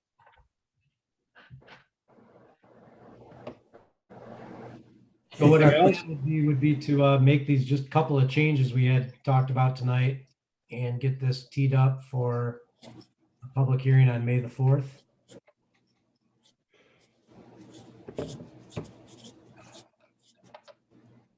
Yeah. That's all I got. Okay, do we need to act on setting that public hearing? Or are you just going to set it? You could do that. I don't think you've already done it. It's not necessarily necessary, but you can do it. And that makes it a little more formal. Well, if you're just going to set it, I mean, this is the formal session. We're not supposed to add anything to our agenda on a special session. So No. if you can just set it, then let's do that. And we would not have to vote. Well, Linda came on like she was going to correct our course, but apparently she's okay with that. She vanished. Oh, there she is again. Hi. Good. Oh. I think you're fine. Couple of horns. I think you're fine. All right, why don't you just set it then and we won't vote. All righty. Anything else on the budget? I mean, I have to do another call to the audience before we're done. Yes, sir. Anybody else on staff want to speak up? And I'll speak at one. Thank you for all the good I'll questions. say, Bob, if I can. All right, well then I'm going to move on to the second call to the audience. Again, like before, you can call in at 616-402-0815 and talk to us live. I doubt if you've gotten any, is Ashley here? Have we gotten any, or Linda, have we gotten any emails or feedback or comments or rocks through the window or anything? Nothing? Just a couple comments on YouTube saying thank you for having this online. Oh, well, it's our pleasure. It's also, we're required to be on the air somehow. So anyway, I think we're waiting to see if anybody's going to call. Can you give the number again? What's that? You want to give the number again? Okay, 616-402-0815. Second call to the audience. If you'd like to make a comment, now's the time to do it because we're about to close the meeting. Oh, Phone rings. hello. Oh, it's Penny Howland. She wants some dessert. Okay. Okay. Your mom's on it. Okay. Okay. Yeah, looks pretty promising there. All right, I'm going to close call to the audience then. And at this point, there being no further business, I'm going to adjourn Bob, the meeting. I just, no, not yet, Bob, not yet. What? I just want to say thank you to all of Pat and all of his crew and everybody who put this budget together. So I just want to say thank you to them all. You can't put the gavel down yet. I just already want to say, did. Pat, thank you for putting the budget together, and also all your department heads that worked so hard to put it together for us to do. And I want to thank each and every one of you guys that have been on here all night long. So it's been a good work session, even though this is kind of difficult to do this way, but it's actually working. So thank you all.